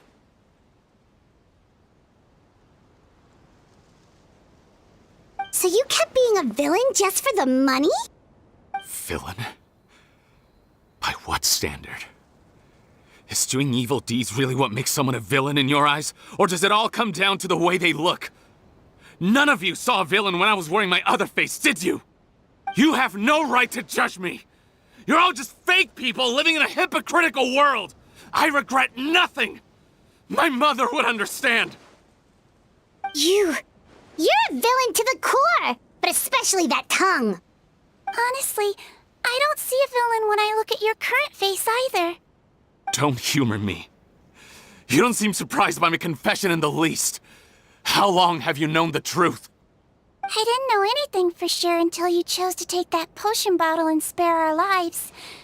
But if you're asking when I started suspecting you, it was the first time you came to see me at the infirmary. I had to confirm my suspicions. That's why I chose to join this investigation. Are you kidding me? A young, promising researcher and a wretched criminal? What on earth gave you the idea that they could be one and the same person? Well, there were no visual clues. This potion's face-changing effects are very powerful. Even as a Melusine, I couldn't see through the disguise. But I believe I understand humanity a little better than most of my kind. Humans have certain fundamental qualities that do not change with their appearance. Fundamental qualities, huh? So you think you're the one who's seen through me, do you? Most people probably don't know this, but I think I can guess what your deal is. Melusine constitutions are very close to that of water, so it stands to reason that the potion should work on them too. You used it yourself, didn't you? That's why you have a human appearance. Sigewinne? Yes, you're right.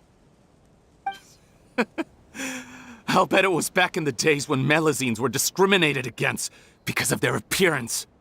It was either carry on living in the gutters as part of an alien race cast out by humanity, or become the head nurse of the Fortress of Meropide, revered by all. Not a hard choice to make. It's a no-brainer. So you see, you and I were the same. And I'm the one who saw through you! That's not important right now. You came here to see your mother, didn't you? Well, I can grant you your wish. Huh? Head nurse, I'm not sure that's a good idea in his current state. Don't worry. Back in the warehouse when I traded the potion for our lives, I was doing it to test him. He was willing to risk sacrificing his only chance of escaping capture by opening the gate in exchange for the potion. Also, he could see his mother again. If nothing else, his concern for his mother is genuine. I see. So before you arrest him, please allow him to see his mother one last time. The Traveler and I will accompany him. You have nothing to worry about. All right. I understand.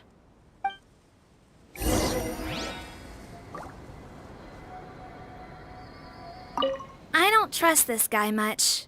Be careful. Join the head nurse inside.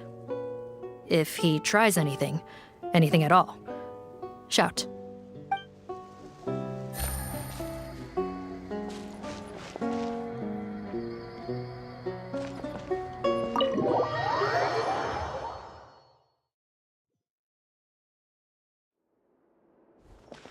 Mom? It's me, Potton, your son. You recognize me now, don't you? Mom, what's wrong? I'm sorry, but I have some bad news. I examined your mother last time we were here, and it appears that due to her prolonged fever, she's lost her eyesight.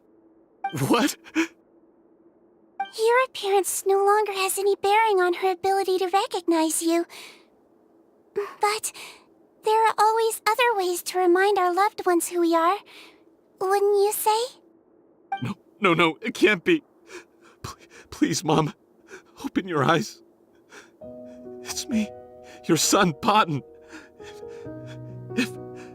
If you really can't see my face, then here, take my hand. Tell me you feel your son's hand. I've done so much to get to this point. Please, you have to recognize me.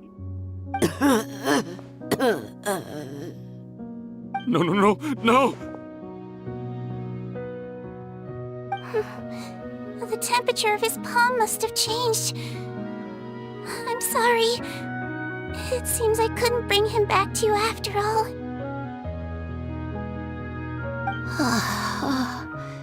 It's you.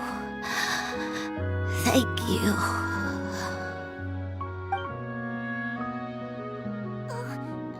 Of course.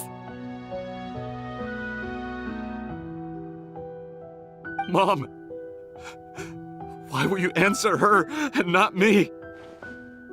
Why? No more questions, Potton. She's gone. Mom?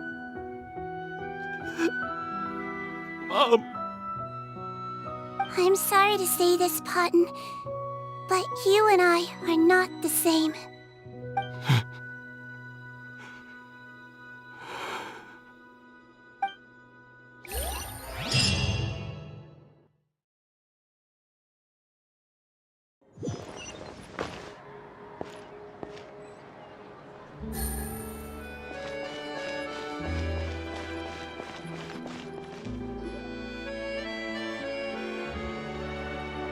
The wait is over, everyone! The sale of our new skincare product, Meritime Essence, will now begin. Another skincare promotion! And it's selling as fast as last time.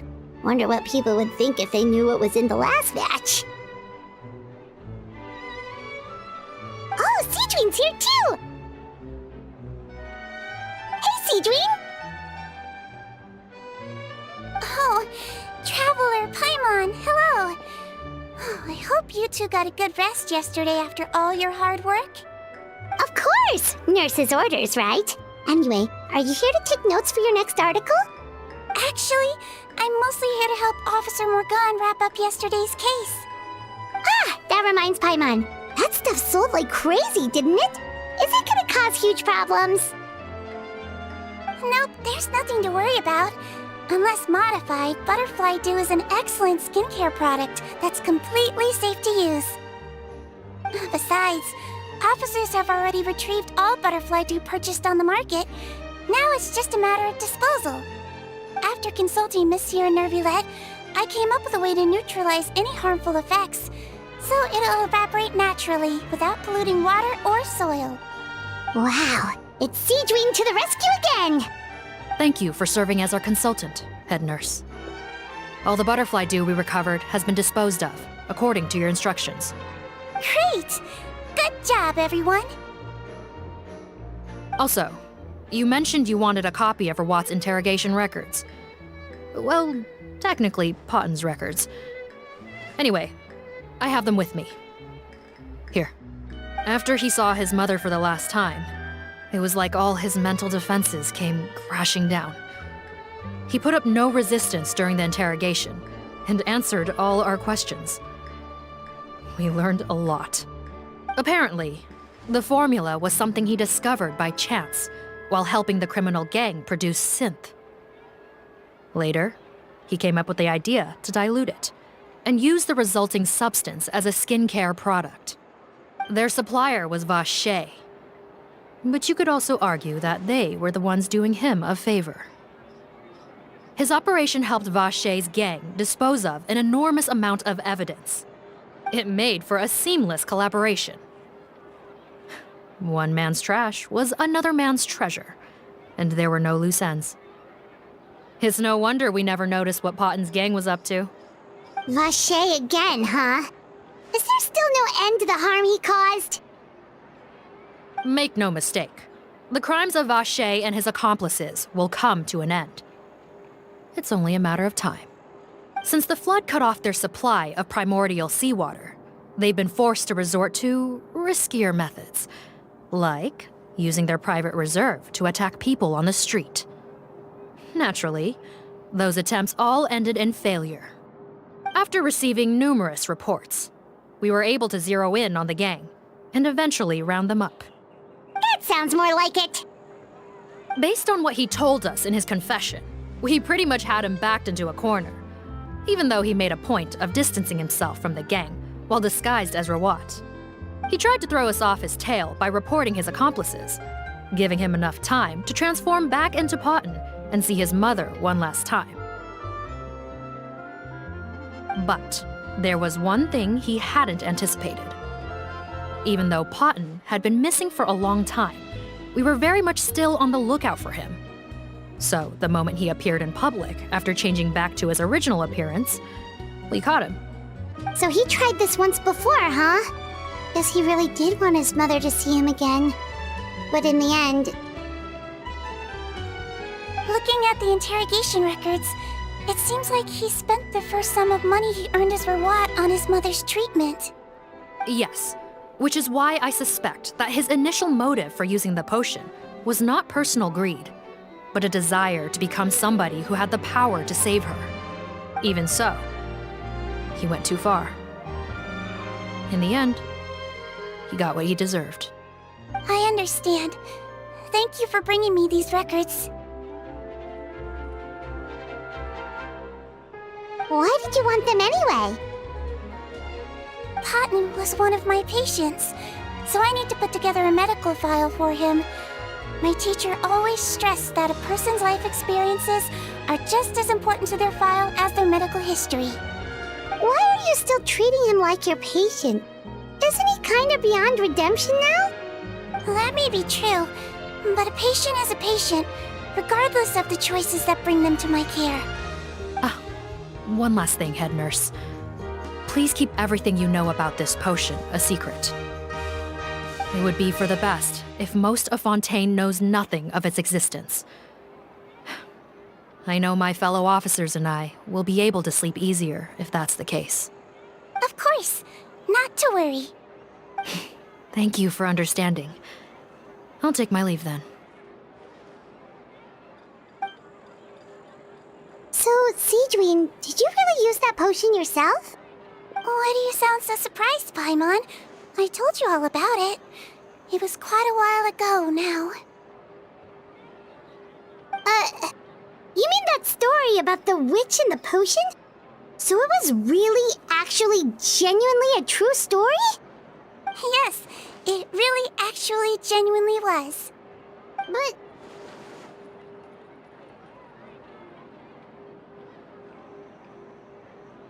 I know. There are some secrets I can't tell anyone about.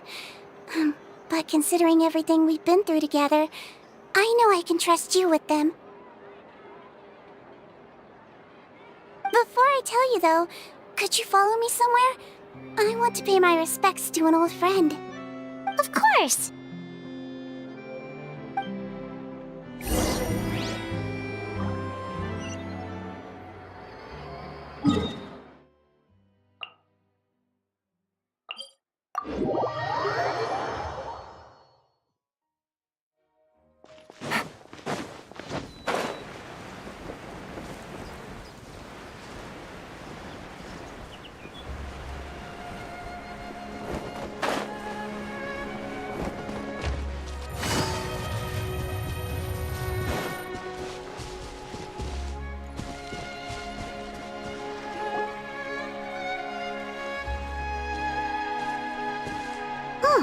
Nervalette and Risley, they're here too!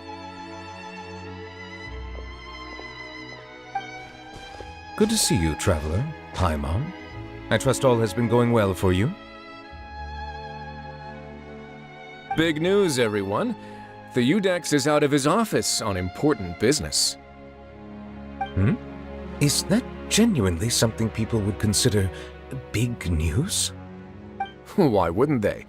Important business is a big deal. Yes, you're quite right. When someone you care about requires emotional support, being there for them at the right time and place is of the utmost importance. After reading the Maréchal Phantom's reports, I had a feeling a trip here might be in order. Take note. That, my friends, is how Monsieur Nervalette shows that he cares. We're both here for the same purpose, actually. To accompany Sigewinne as she pays her respects to her late teacher. So the old friend she mentioned was her teacher then? The witch? Oh, sorry. Paimon didn't mean to be rude. It's only because Sigewinne calls her that all the time, so... I doubt she considers that title to be offensive, Paimon. Don't worry. Indeed. In fact, I believe Sigewinne would take it as a sign of affection. She has spoken of this doctor on many occasions, and it sounds like she was a truly generous individual. In those days, many people harbored prejudices against Melusines. She was the only teacher willing to take Sigewinne on as a student. Wow. It's really nice of you two to be here for Sigewinne. Guess you guys really look out for your younger colleagues, huh? Younger colleague? Well, that might be true for the Udex, but I'm not sure I can say the same. Sigewinne served a sentence in the Fortress of Meropide hundreds of years ago, and after she did her time, she decided to stick around. She's been an integral part of our administration ever since. Strictly speaking, the head nurse has been around longer than most people in the fortress, myself included. Pretty sure that makes me the younger colleague. She served a sentence?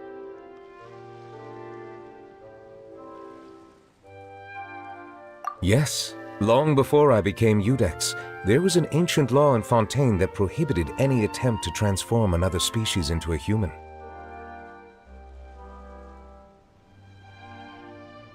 Initially, I and most researchers believed this law to have been imposed due to ethical concerns. But now, it seems more likely that the law was nothing more than an insurance policy, a way for Egeria to ensure that her people would remain insulated from the truth, thus enabling them to lead more straightforward, happier lives. Ignorance is bliss, as they say. Sigewinne had her reasons for choosing to obtain a human form, but the act was nonetheless in clear violation of the law. Could you tell us a little bit more about what happened back then? Certainly. Sigewinne does not object to her close friends learning about her history. In fact, I first learned of it myself because she confessed the truth to me of her own volition.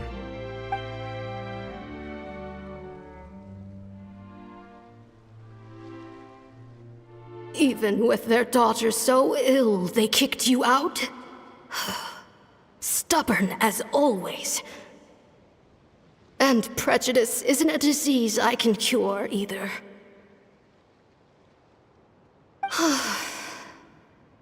Shame that I don't have the energy to get over there. You're laughable, you old witch.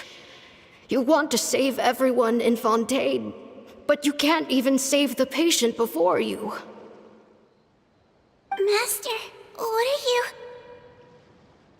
I discovered a strange disease, one I suspect that every Fontainian suffers from. But without witnesses or proof, no one will believe me. I had no choice but to experiment on myself to find a cure, but I hit a wall. And as you can see, it took a wretched toll on me. Then I'll find a cure for you, and then you can go cure her. There's no need. I am beyond saving now. There's nothing you can do. But, Master... As I said before, a doctor's duty is to treat whatever ailments they can. I know, but they don't trust me at all.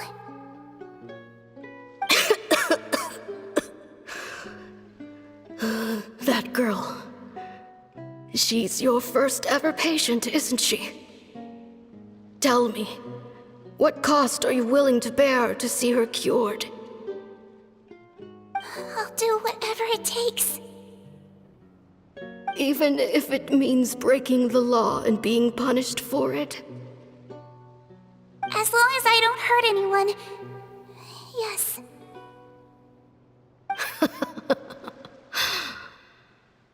Spoken like a true student of mine. Then I shall make one more final gamble. And see my experiment through to its end. Leave me for now, and come back in 2 hours. If I am able to work this miracle, then I will have found a way to save all Fontainians, and I shall be able to help you treat that girl. If not, then it means there is one more disease in this world that I cannot treat. In that case, do not come looking for me. I will leave you a parting gift. An accidental discovery happened upon through my study of this strange disease. It has little use, but it will at least help you cure this one patient you can reach.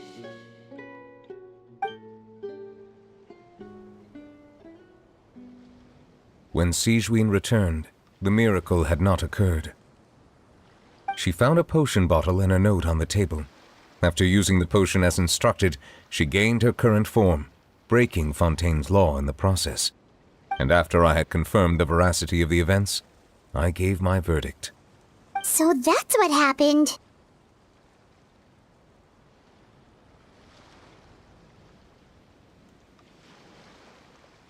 I fear Sigewinne only understood the full story after the truth about the dissolution of Fontainians was uncovered. When I reflected on all this with that knowledge in hand, I felt a deep sense of regret.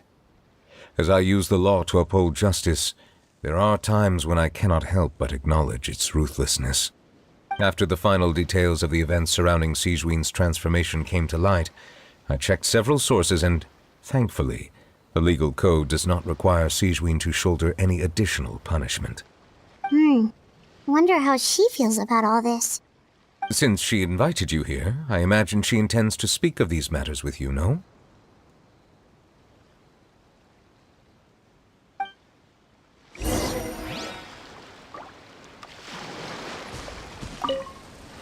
On behalf of the Maréchaussée Phantom, I would like to once again thank the Fortress of Meropide for your assistance in the response to yesterday's prison break.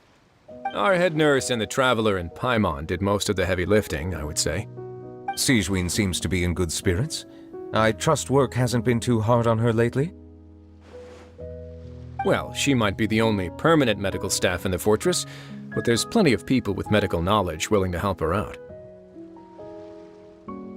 I am most relieved to hear it. The way you're asking after her well-being makes you sound like a concerned parent. Well, I won't lie. I've always seen myself that way. Showing your age a bit there, don't you think? Indeed. Actually, I often forget just how much older I am than you. Well, while we're on the topic, what did you do before getting this job anyway? Spend all day swimming in the sea from east to west and then north to south? Yes, and from the surface to the ocean floor on occasion. Wow. Impressive. Apologies, that was merely an attempt at humor. You can disregard what I said. That's impossible, I'm afraid. My imagination's already running wild.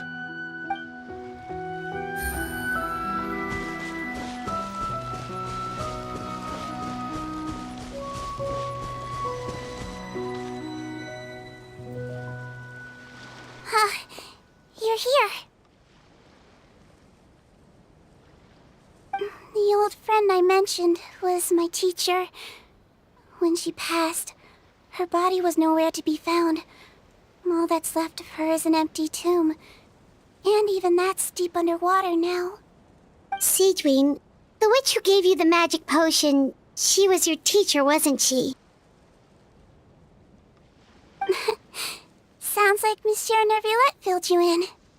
After learning the truth, it must have been hard to process, huh? Well, to be honest, after I realized what really happened that night, my first thought was that it kind of made sense. It seemed exactly like the sort of thing she would do. But she was planning to sacrifice herself and never told you. That's just who she was. If lying is what it took to get a kid to take their medicine, then that's what she'd do.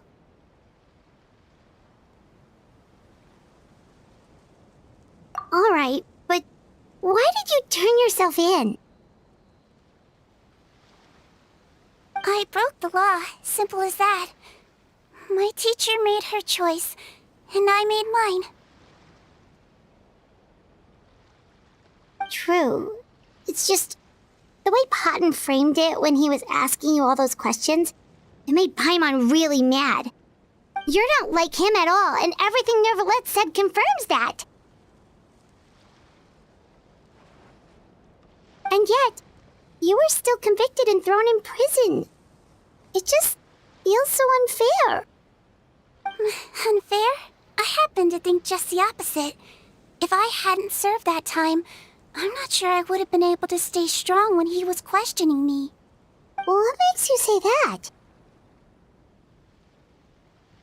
I knew you'd be curious. Let me tell you a story.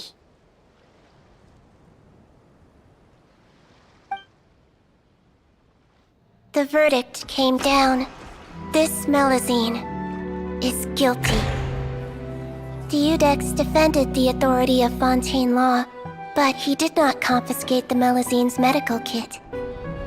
And so, the Fortress of Meropide gained a new little doctor. She still wore her hood and raincoat, even though it never rained in the fortress. Perhaps thanks to her human appearance, no one refused her treatment. She treated more and more patients, and her sentence grew ever shorter. Finally, the people of the fortress could not live without her, and though her sentence ended, she did not leave them either. Then one day, she received an invitation from the outside world. The location seemed familiar, and when she arrived, an old lady was waiting for her. She saw right through the Melusine's disguise, but didn't reveal it. Instead, she asked a question. Tell me, why do you think you gained the respect of so many people, despite being a Melusine? Because I look like a human? It's been 50 years, Sigewinne, and you haven't aged a day. I think everyone knows you are not human. I finally found you, after all these years. I still remember, you know. It was you who saved me that night. But how? I was no longer a Melusine by then. Does it really matter if you're human or Melusine? I remember the warmth of your palm. It's quite unmistakable. And you know what? It hasn't changed one bit. You don't have to hide anymore, Sigewinne. These days, everyone wants to make friends with Melusines. And I think that it's all because of you. I'm sorry I couldn't say this until now, but thank you, Dr. Melusine. Now that's an ending Paimon can get behind. After hearing everything Potten said, I wanted to tell him that it didn't matter who he looked like on the outside. But it was too late. The warmth in his palm had already disappeared. I tried to treat him, but the roots of his problem had nothing to do with his face.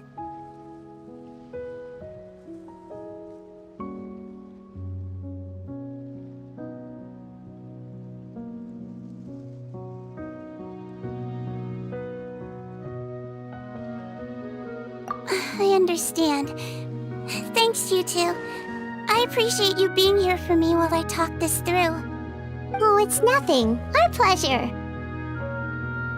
Oh, there's one more reason I invited you here. It's about time I finally give you what I promised. In order to restore the appearances of the face-swapping victims, the Marechaussee Phantom gave me special permission to make a few bottles of that potion. And I made one extra just for you two. We don't need it though. Shouldn't we destroy it? Well, even if you chose to destroy it, I still thought I should give it to you first. You two did so much for me. How could I break my promise?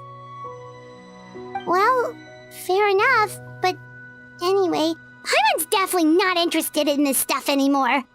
Still, if this is the very last bottle in all of Teyvat, getting rid of it would feel like kind of a waste.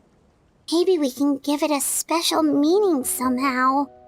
Oh, Paimon's got it! Melusine physiology wasn't affected by the Great Flood, right? So that means the potion should have a permanent effect on you. In that case, what do you say, Sigewinne? Ever thought about transforming back to the way you used to look?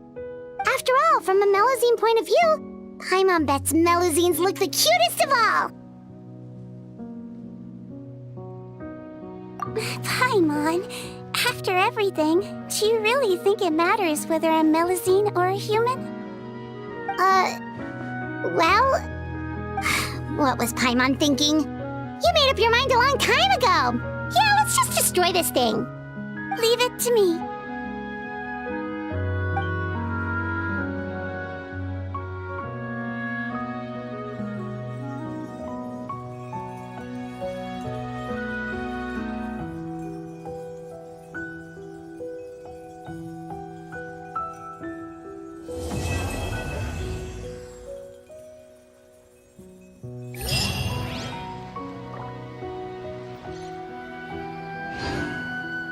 I'd like to stay here with my teacher for a little longer.